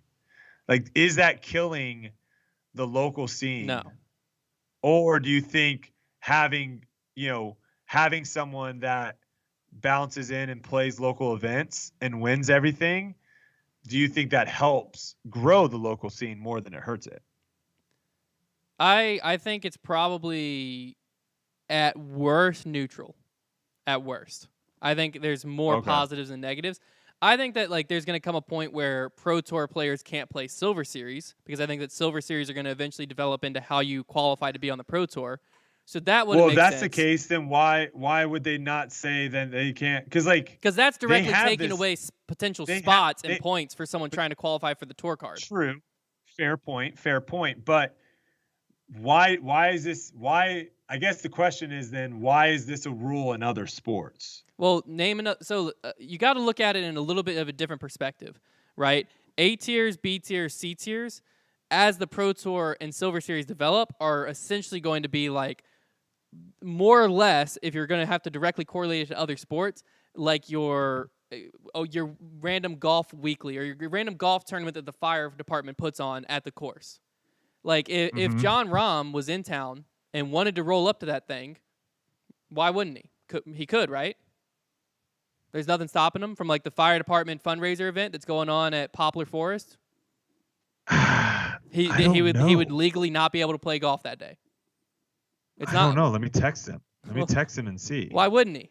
Unless it's a contract of, like, who's his club sponsor. Hold on. Let me text him, and let me just make sure my text is correct. So when we get the answer back, it's right. So I'm saying, are you allowed to play random local golf events for money? ? Is that a fair question? I mean, you might want to put context that, like, you're not asking him to play in one, because that might affect the answer. Oh, okay. Because, like, if I'm getting that text, I might be like, heck no, I'm not allowed. This is just a question I have on what the PGA Tour allows for their players. Yeah. Because we know, right? We know that in other, because I think you have to relate it to. I mean, the problem is I'm not well versed on like other. You can use basketball. Not well versed, right? I'm not well versed on. No, you can't use basketball. That's what I'm saying. We have to use niche sports that are individual and are tournament based. I'm not well versed enough. Like skateboarding, surfing. We have to use those of, like, what if you're on the professional tennis. Yes, Silas. Like, could Nadal not show up to the Boonesboro Country Club tennis tournament? Like, they're not. My thing is, like, it makes sense. Like, NFL, you can't go play in the XFL. Rob literally just said no idea. Yeah. Well, it's probably because, like, why on earth would you? The problem is exactly. That's what I'm saying. They're making so much money that why in the world would they ever put themselves in a position to play and potentially lose to some local pro at some event, Absolutely. right? Like, that's Yeah. They're putting themselves in a very, very bad position there. But I would be shocked if there's a rule, because, like, how could you regulate that? How could you, like, it makes sense for the PGA Tour to say. I'm asking another guy. Okay. I'm asking someone that actually Because might like know a it little bit more. makes sense Yeah, like that- for that- the that PGA Tour question to was- say you can't play like a different tour event, like a one of the mini Yes. tours or something like that. That makes sense. But I'm saying like the A, B, C tiers, you I got to guess- correlate to like YMCA ball or like Silas, the big let me three. let me know what Silas. Let me know what the chat is saying, because All right. it's more. It's Oh, more here you about go. them. Here you go. I got an answer. I got an answer. This is Hold on. from Judah Aderhold. Judah Aderhold. He said he's definitely allowed, I believe. Joel Dahman has a tour card, is playing the Scottsdale Yeah. Open, just a local pro event. Boom. Okay. Boom. So I think that I think what you're saying is true when it comes to like Silver Series, where you might be taking something Yes. directly away from That someone makes trying to sense. qualify. But My whole thing was if like I for was just a great looking example, out for. I was just looking out for like players in the event, and maybe I'm completely wrong. I think you're wrong. Because Maybe a great example maybe is having a pro in the field gets you jacked up, and Yeah. you're like, yeah. I thought maybe the other way of where you see someone comes into the field, and now you're like, well, now I'm playing for second place. I could be completely wrong. I know my experience. people in different divisions feel that way. Like when you have a sandbagger, for example. Well, a sandbagger's a that little is bit like- different. Actually, a lot of bit different. Because like you're talking a touring pro, so someone you don't really get to see. They're not at every weekend, week out event. And so, for instance, for our local area, this was Chris Dickerson and Zach Melton. And when they would sign up for like Mountain Mayhem, the pro field would grow by like 3 times. A lot of them were AMs moving up, but the reason was you wanted the chance to play with them round 1.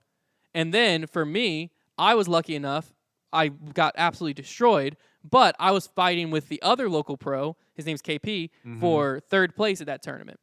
And so I was on a card where Zach and Chris are battling for 1 and 2, and then, probably 10 strokes back, you have me and KP battling for 3 and 4.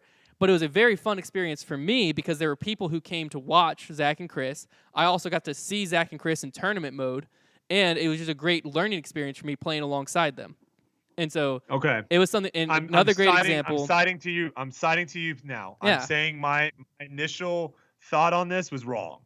Yeah. Well, because also the Battle for Bedford is a great example. Like the pro field's a lot easier to fill if you, Paul, and like 1 or 2 other bigger name pros are in there than if no big name pros are in there. Yeah. Because people want the chance to play with you guys. That's the thing. I stand corrected. I'm wrong. But when will it comes say- to okay, Silver Series, you're right. 100%. well, that wasn't my point. Or So future my future initial- Silver Series. Yeah, my initial point was wrong. So here's a question though. Do you think, and then Silas, you can start grabbing some questions from the chat. Do you think there should be a rule in place that says something along the lines of like, if you win in like MA4, you have to move up to MA3. If you win in MA3, and the only reason I'm saying this is what my buddy's his philosophy is for his own personal self is like he is never leaving MA4 until he wins. And as soon as he wins, then he's going to move up to MA3. That's but he's how I staying did. in MA. He's staying in MA4. Do you think though there should be a rule of like maybe not MA2 to MA1, but at least MA4 and MA3? Do you think there should be a rule of like if you win, you have to move up, or what are your thoughts? That's tough. I mean because so that's the exact thing I did. Is I started at 'Cause it's tough. MA2, and once I won, I just moved up to MA1, and I parked myself in MA1 because once you're at MA1, like people will call you a sandbagger here and there, but you literally you can't sandbag in MA1 like that. You're the top No, AM division. it's You can't sandbag. You can That literally be a rule- 1,000 rated player and be an MA1. It's fine. But That rule, I'm now seeing flaws in it because what if you go and like he plays one tournament every year, right? It's Yeah. the Halloween Classic. It's the big tournament in Vegas Yeah. for like definitely for amateurs outside the Las Vegas Challenge, and everyone goes to this tournament. yeah. So, like, if he beats everyone, he basically has beaten everyone in that field. The problem with the rule that I'm now thinking about is, say you're someone that plays 10 events a year, and the field is drastically different from an event to event. So you might go play one event at MA4 and you only beat 3 people. Yeah. And those 3 people weren't really people that you were ever competing against in MA4. Mm-hmm. So then it's like you could go to the next week MA4 and there could be 10 people in the field and 3 of them you're competing with. Like, so like, I don't know. I now think that you can't. I don't think you can do that. No, but there's got to be the way they're doing it now isn't awful. It's just that the rating system's flawed, and so it makes it tough. It also like they can adjust how high or low the ratings are, but the biggest points, like what you were just saying, is you have really big amateur tournaments. Like Bowling Green AMs used to be massive. You have USDGC, Ledgestone's massive for AMs. Those divisions, like MA2 at some of those, are way harder to win than MA1 at your local course. And so if you're playing like just local C tiers, you might be able to roll up and destroy MA3, and now you moved up to MA2, and you destroy MA2, and now you're chilling in MA1. When you roll up to Ledgestone, you might belong in MA3. You could have been competitive in MA3, but if that rule's in place, now you're showing up to Ledgestone and you're playing with people who are 980 rated, trying to win Ledgestone because they have AM World's dreams or US AM's dreams, and you're sitting there like, well, this sucks because like I literally there's no way I can compete with these players, but because I won some back home, I can't play down. Okay, here's 2 thoughts. Okay, one, because I just had another one of my buddies that plays on the Pro Tour text me back. Shout out to Austin Cook. I've learned that people that are making millions of dollars, literally they have no idea. Well, yeah, why on earth? Why would they show up to win 50, 100, $200 at a local this local other guy firefighter literally thing? said this other guy literally said the same thing as Rom of like I honestly have no idea. It's just something that probably never ever comes up. I'd be surprised if the PGA Tour has even thought of it because they're probably like, I mean, why would we care what these guys do on the weekend? I Google searched it and literally nothing came up. It's probably never come up. Why would you do that? Like, why would Tiger Woods roll up to play Mama Joe's Sweet Chili Cookout Classic? Like, that's never happening. Well, that's how crazy it will be if we're 50 years from now saying the same thing of like, why would that person ever show up and play an A tier? So that will be kind of cool to see the growth there. Yeah. The other thing I was going to say is I think this is how you combat sandbaggers. And let me know if you think I'm right or wrong on this. Let's hear it. Right now, you do have some sandbaggers that are those Halo players that get really high ranked in Halo or Call of Duty or whatever it is. You get really, really high ranked and your matches start getting really, really hard. So what do you do to like drop down your rank? You literally just find a corner and just chuck grenades and self-suicide yourself. Yeah, or you you just constantly spawn into a game and tape your spinning controller down while you do homework. So you're moving, but you're not doing nothing. I've never done that, but people, I think there are some players that do that a little bit to an extreme of where if they're having a bad round, let's have a really bad round. Yeah, let's just make it a little worse. So that way we drop because the rating once your rating gets above something, then you have to go move up, right? Yes. So the way that you eliminate that is what we're doing right now is the rating is too much of an average, right? It's too much of a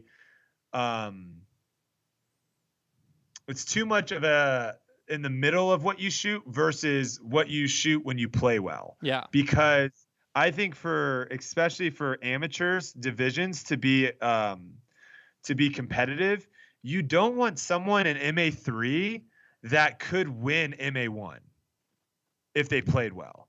Correct. But their rating puts them in MA3 because they can go out there and get last place in MA3 sometimes, right? Yep. They're so volatile that their average puts them in MA3, but when they're at their best, they can beat MA1 people. Yeah. So I think if you literally just do something where it's like, hey, you know what? For our ratings, we're only going to count your top 40% scores. Yeah. That's it.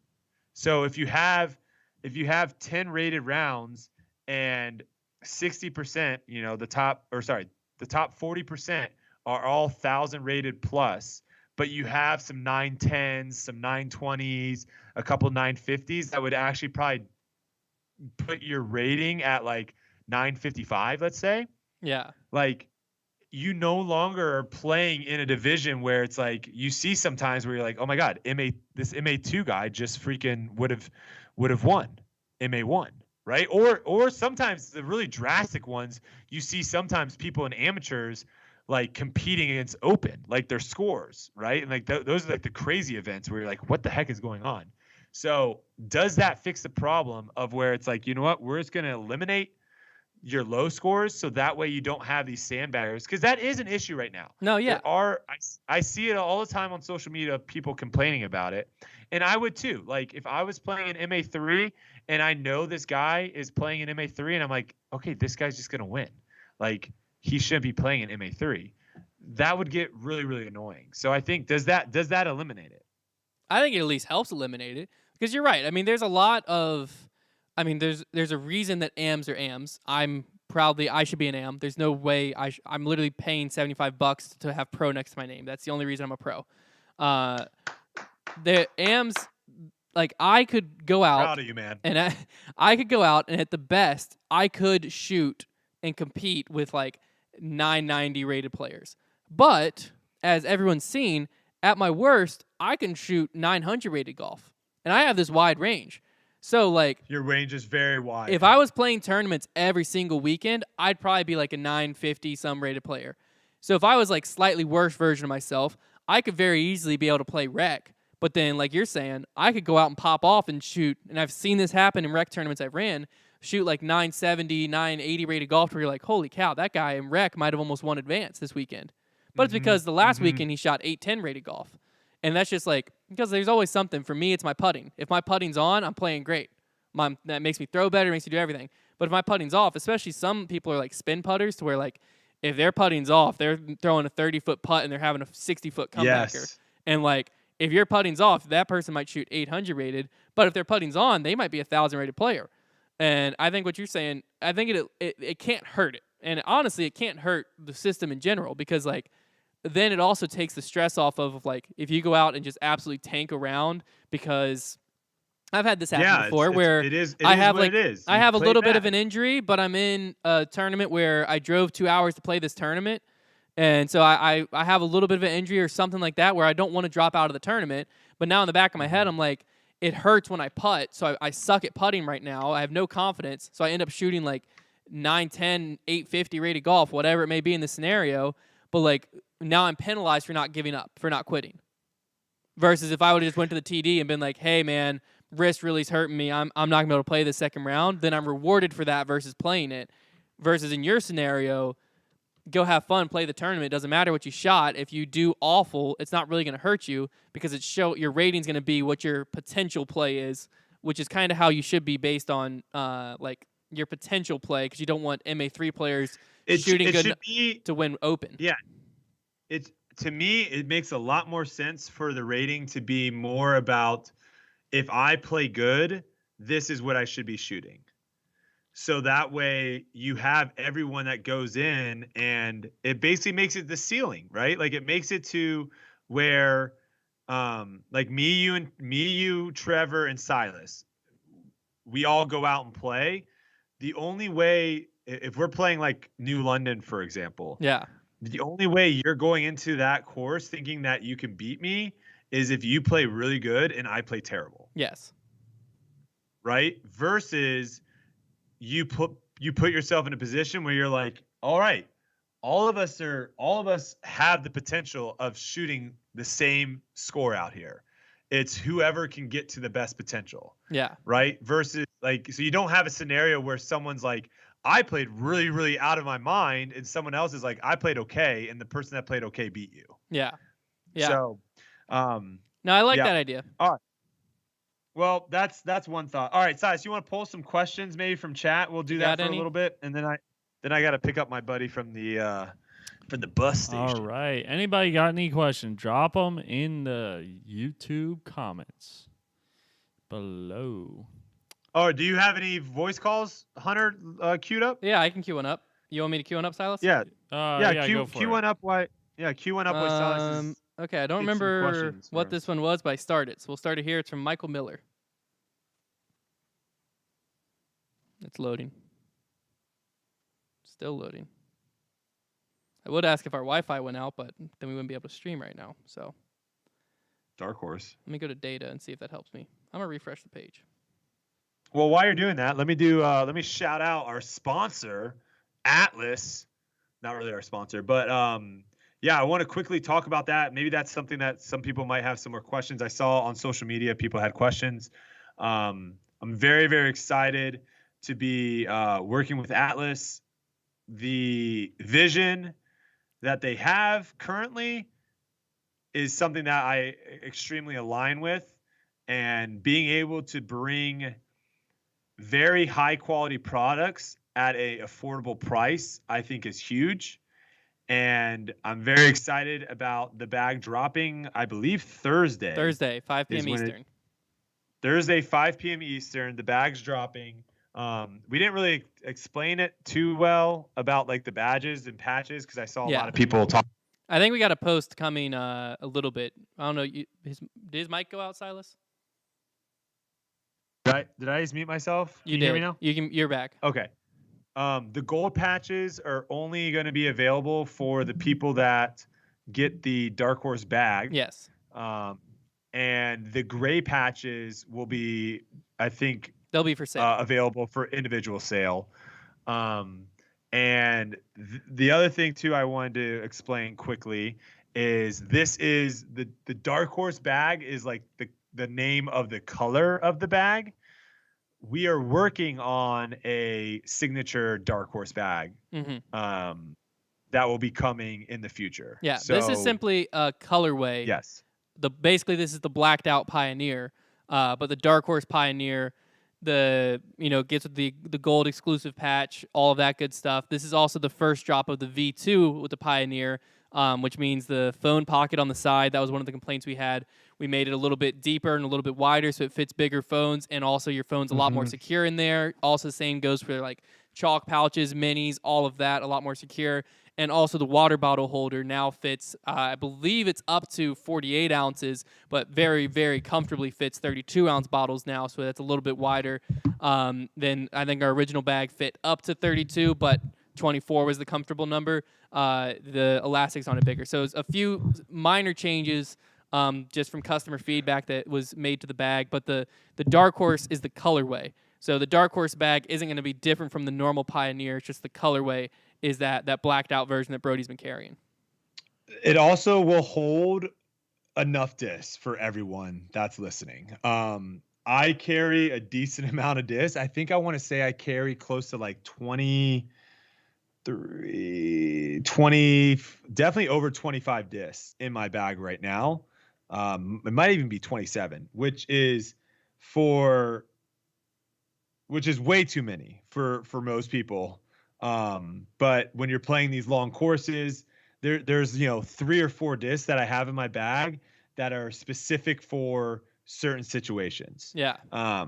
Do you need to do that when you're playing casual rounds? Absolutely not. I normally take those discs out when I'm playing casual rounds.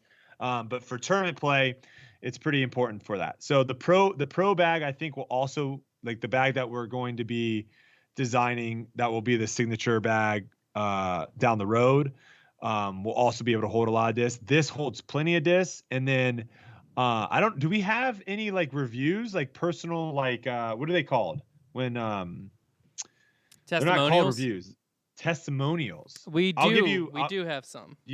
I don't have them on hand, but I'll give you a personal testimonial though from my caddy in Vegas.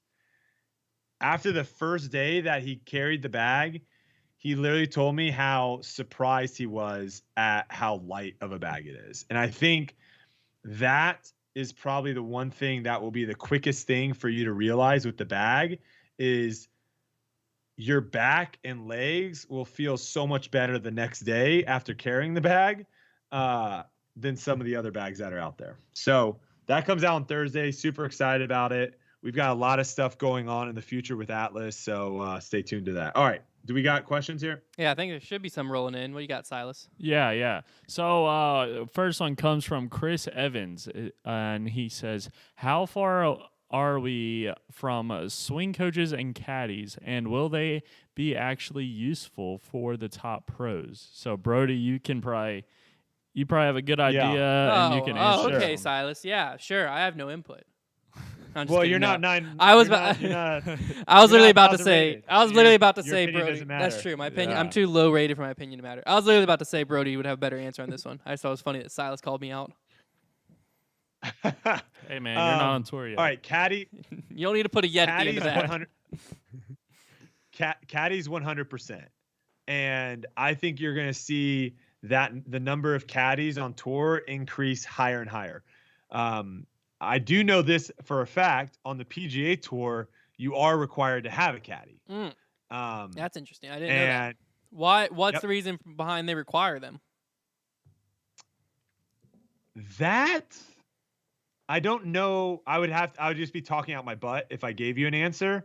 I can guess and just say the look of it, of just having someone else carry your bag. Yeah. Looks more professional than carrying your own bag, which is like what you would do at the amateur level or on some of these lower tours. You carry your own bag, but I've definitely have heard stories of guys being in situations where they didn't have a caddy, and essentially the club that you're playing at. So it's very similar to what it is in disc golf, actually, of where, you know, if I wanted a caddy for Waco, I would like, instead of going to the club that doesn't exist at Waco, I would go to like the Facebook group and be like, hey, does anyone want a caddy for me?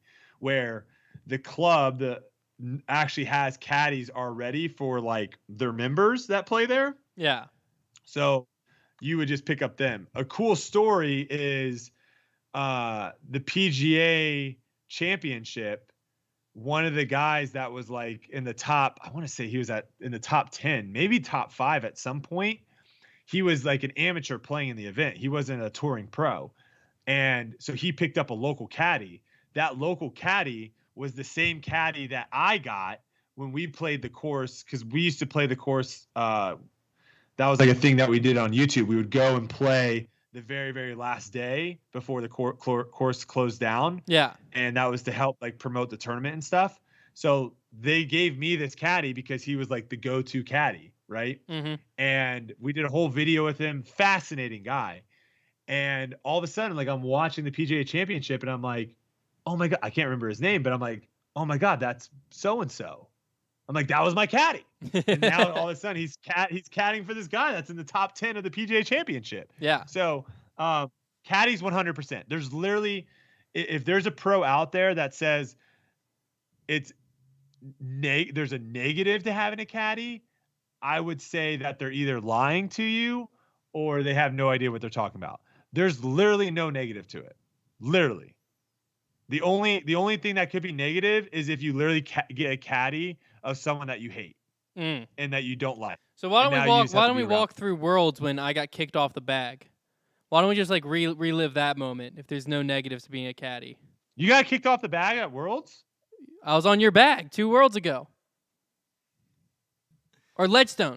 Ledgestone. I get them confused. I was going to say, I didn't play Worlds 2 years ago. I get Ledgestone, I get confused with Worlds that year because they were in the same place. No, I think I kicked you off the bag at Idlewild. No, it was Northwoods Black. Was it? Yeah, it was the little like the forehand hole that goes over the valley and back up. Here, this is what I'll say. I will say that if that was this year, I wouldn't have kicked you off the bag. I think it was because our relationship wasn't where our relationship is now. We have a much better. I don't even think I said anything. I literally think I was I was literally just carrying his bag, just like I was just walking down carrying his bag, and we get to the hole, and he just like, this is throwing me off. No, I think it was I think it was more you weren't used to a caddy yet. If I had to guess. No. I think that no. If I went back in the day, I would 100% tell you that was an excuse. 100%. That was 100%. Well, that excuse made me feel better. So now I got nothing. Oh, I'm playing bad because you're caddying for me. No. That was 100% excuse. I knew that was the excuse. I thought you were saying you were just making an excuse up to kick me off the bag, like you just wanted me out of there. No. I didn't want you out. No. He hates your guts. Yeah, I know. Honestly, jeez. No, it was one of those. I again, you're talking about someone. That tournament was the first year I was on tour, wasn't it? Yes, this was your first time playing Northwoods Black. Yeah, that was my 3rd tournament or 4th tournament. I was like I was way out in front of my skis. I had no idea what I was doing. So in that scenario, when you're literally, you know, gasping for breath because you're like slowly sinking under the water, you're willing to at that point literally try to do anything to be No, like, yeah. let me walk under this ladder. Let me throw this rock into this mirror. Let me open this umbrella inside. You're literally trying to do anything.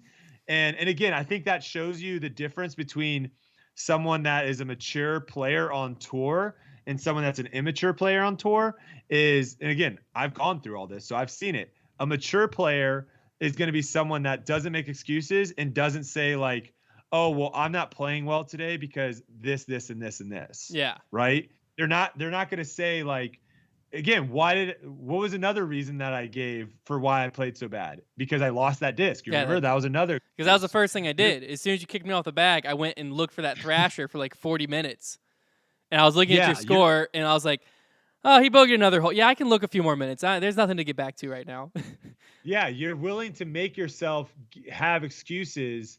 And again, like think about it this way. You started playing golf, right? Yes. How many times have you gone to the range and like in your head say, you know what, I'm going to try this during this swing. And you try it and you hit a better shot. Do you now think all of a sudden you figured out your swing? Have you done that before? I have. Yeah, I mean, I've never thought like I 100% figured it out, but I have like, I've literally texted you guys, been like, dude, no. I just figured this thing out that I think like this is part of what was messing me up. And then 3 swings later, it's gone. Oh, I had no idea where it went. You're like, you know what? I'm going to open my left foot a little bit. Or you know what? I take my club back. I'm going to like do this. Or I'm going to take it more back behind me instead of up. Yeah. To try to get my swing shallow. Stuff. Yeah. Doesn't work. And again, when you're at that beginning stages, you are literally willing to grab anything and hold on to anything that works. Yeah. And you're a psychopath because that is not the reason why you hit a good ball. Yeah. So I think that's where I was of where, you know, heck, I was throwing glow nuke SS's as my go-to distance driver, I mean, right? That was something. You can't be successful. They did go a long way. Okay, so caddies definitely make sense on the Pro Tour, but swing coach, I got to hear your thoughts on swing coaches. Okay. Swing coaches, I think, are 100% useful and will probably make a whole lot of money that are people that are, because one of the things that I think gives me a huge advantage over a lot of other people is I can quickly hear something from someone and adjust it and figure it out quickly. Mm-hmm. So like right now, I'm fixing my forehand, right? Because my forehand got a little bit better and was decent, but now I'm at that plateau and it's like, okay, well, how do I get to the next level? And now to get to the next level, I have to do something differently. Yeah. So I've been watching, you know, other people's forehands. I was throwing today with Tristan Tanner, who has arguably one of the longest forehands on tour. And so now I'm trying to figure out how to gain power on my forehand, like, and what the next thing I can do. So I'm able to look at what other people are doing and then also have people say like, hey, if you do this, I think that will help you. And I'm able to like quickly kind of do it. And then now it's just reps to get it to be muscle memory. I think that style of teaching though, of where it's like, hey, this works for me, you do it, is probably not the best style of teaching, because especially in disc golf, you look at, do I still have the world? I don't have the world rankings up, but I have this list. You look at Ricky, Paul, Calvin, Dickerson, Adam, Jones, Burr, Conrad. You throw those guys all in, right? Those are all top 20 guys. And you watch them all throw a backhand.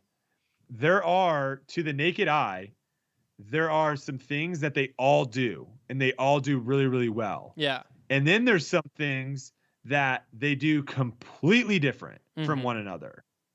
And I think to be a good teacher, you have to figure out those things that actually matter and the things that are, you know what, this works for Ricky because of this, and this works for Chris because of this, and this works for James because of this. And so I think down the road, swing coaches on the pro level, it's probably going to take a little bit longer to get there. But swing coaches for like amateurs, I think it's not going to be that long, especially because you're going to have a lot of these guys that are going to be retiring in 10, 15 years. Yeah. Looking for something to still do. And again, being really, really good at disc golf and being able to coach disc golf are two different things.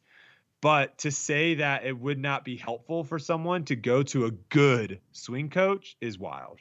So, but how does it get implemented on the pro tour? Because like PGA tour, from what I've seen, pretty much all of them have swing coaches. But like, how does that get started? Because you gotta have, like, I would pay good money for Drew Gibson to be my backhand swing coach. Okay, but that's someone who like you would look at and say they have a better backhand than you. But like, it's also someone that I've worked with, because when I was picking my swing coach for golf, yeah, I had two guys that were very, very good. mm-hmm. Both coaching professional golfers. Yeah, and both very reputable, knew what they were doing. I took a class from each one. mm-hmm. Right before I picked. I took a class from each one, and I wanted to see their teaching style. I wanted to see just our relationship. And after those two classes, I said, you know what? Both of these could work, but this guy, I think I'm going to get better faster. So I've spent a lot of time with Drew and talked to him and worked with him a lot. So like, he's someone that I know that if I go in a field with Drew, Ezra's another person, for example. Like, those are two guys that I know that if I go in a field with them, I can ask them questions.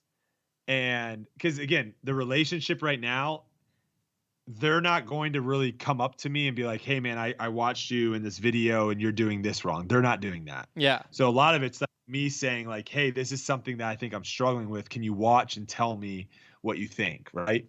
And then they can kind of help me fix it and we can work there. So the answer of why like I would pick him is not because he has a better backhand than me. It's because he knows the fundamentals to being able to throw a good backhand and does a good job of being able to, him and Ezra, same, being able to express that to me. That's why. So do you think I would pick him? You think it'd be someone who like starts as an amateur swing coach, becomes very reputable there, and then like one or two of their people that like they've been working with for years go pro, and then their name spreads on the pro tour that way? I'm just trying to think of like a scenario. That definitely would help. That would definitely like, help build their name. Well, that's what I'm thinking. I'm just trying to think of a scenario of Ricky, for instance, or Paul or Eagle, like the top guys in the world, just randomly hiring a swing coach. Like, that's such a drastic step in the sport that, like, because I agree, when I picture the sport 10 years from now, that's a standard thing. It's like everyone's got someone they're working with. But, like, that initial leap is crazy. Like, I don't know how that, like, it has to be a gradual thing. I'm just trying to figure out, like, how that steps happen. What if that person was a part of the like team? So like this team Discraft has a swing coach you could hired a swing coach that's available. No, he hates it, Silas. He hates it. What? No, I don't like that. He hates it. That's all you Silas, get. do you know what? Why do you hate it? Do you know what our like our tennis, how our tennis team and golf teams worked in high school? What do you mean? Like, do you like how our practices worked for tennis and golf in high school? Well, I assume, you just play against each other and you learn from the one coach, right? No. Like, I don't. Our coaches for both tennis and for golf were basically people that were just there to, and this might be different, this might be different for other high schools, but they were basically there just to get us to the tournaments and be a chaperone and basically like that. Like, so they weren't our like golf coaching. and tennis. No, we left. We would go to our individual coaches that we've been with for like, not me, because I kind of gave up tennis and golf in like the middle part of my childhood, and then I got back to it later. But there's guys that were like on our tennis team that had their own coaches that have been coaching them for like 8 years. So like when we would go and practice, they went to their coach. Same in golf. Like you go and you practice, you go to your coach that you've been working with. Like think of like gymnastics too, right? Like gymnastics for like let's say like the Olympics, right? Yeah. They all are bringing their own, like even though they're on Team USA and they're all working together, they're bringing their own individual coaches with them. There isn't a coach. It's not like basketball where she's oh my gosh, I can't say his name. Krzyzewski? Just go Coach K. Coach K.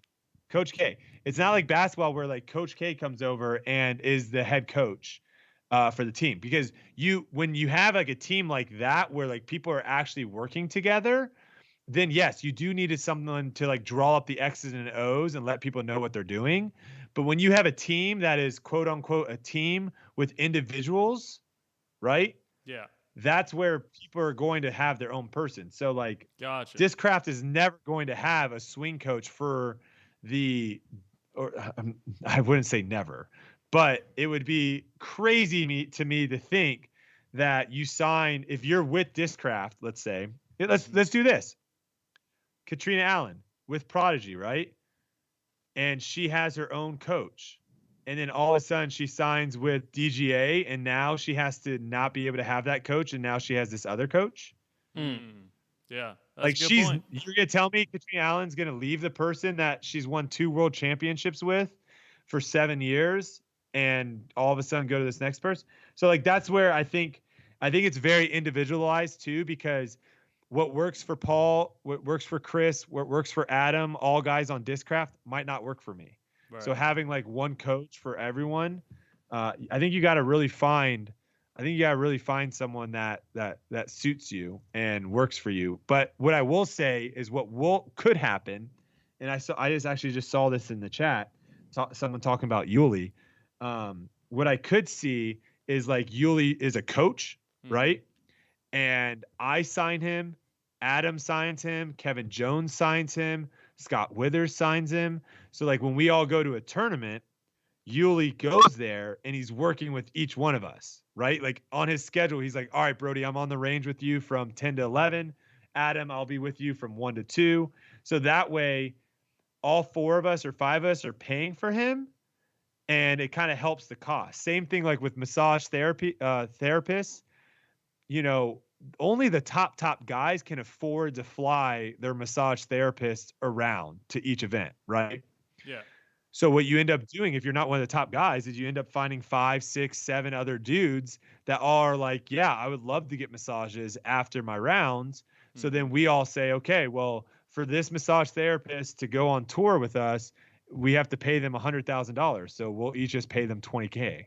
And now all of a sudden you have that massage therapist there for every event. Does that make sense? Yeah, that makes sense. Yeah. Yeah. Boom. That's a good point. All right. I think time-wise, that's a pretty good segue to end it. We have a lot of questions that we didn't get to in the chat and a lot of voice questions that we'll have to bring back next week. Have them call in. Have them call in. If you have a question you feel like would be good, put it into the just head over to fdnsports.com, go to the debate night tab, and there's a plot space that you can leave a voice memo if you haven't already. We didn't get around to them tonight because my phone was acting up weird, but I've got a solid 5 or 6 starred, and then if you leave them, I'll listen to them before next week's episode and star some more. And next week we'll talk through what went down at Waco, and also we'll talk about what's coming up it should be the Open at Belton the week after. Also, the Bogey Bro battle will be happening that week. So pretty exciting stuff going on in Texas for these next few weeks. I'm filming with Mason and Valerie on Thursday. Heck yeah. And that video will be up on, I think we're going to do like 9 holes on my channel, 9 holes on Foundation or something. So awesome. That'll be the Team Foundation. Now that we're talking about teams, that'll be the Team Foundation getting together and playing a little bit on Thursday. So yeah, I am going to head to Greyhound now and pick up my buddy, who is going to be caddying for me and also running the Brody tractor. Boom, boom. So I was going to ask about those. So that nails both those down. Hopefully you enjoyed this episode. If you want to check out some more content from us, we actually have a lot of planning going on behind the scenes. Trevor is getting pretty excited for this month's Patreon exclusive video. So if you join the Heiser Club, you can head to patreon.com/Foundation Disc Golf, become a Heiser Club member, and get access to all kinds of extra stuff. We have the Heiser Club Q&A show, Heiser Club mailbag happening. We'll record that tomorrow. And then this month's video, I'm pretty sure Trevor said he's doing a little disc golf Jeopardy for Connor and I. And he's going pretty all out. Heck yeah. He's going all out. He found buzzers for us to buzz in. He's got the board getting all set up. He's very excited for this. Yeah. So I don't think you want to miss it. Like I said, you can go over to patreon.com/Foundation Disc Golf and join the Heiser Club if you don't want to miss out on that and so much more. Super stoked. We're going to be really kicking that into gear in April. We're going to have a little more free time come April. Trevor and I will, and that's going to be one of our main focuses. So super stoked for that. Oh, is that when the boss is coming in? And that's when, yeah. Well, it start March 21st is the transition begins, and then April 1st we kick it into high gear. It's showtime. So yeah, me and Hunter are getting a boss. So yeah, we're stoked. Time for to it. whip us. We're gonna get us into shape. Whipped into business shape, if you will. Super stoked for all of it. But thank you all so much for tuning in. And Brody, best of luck at Waco. Hope you shred. Thank you. I'm going to Greyhound, and then I'm Planet Fitness, baby. Gonna get jacked. There you go. Check the mic and make sure it sound right, boys.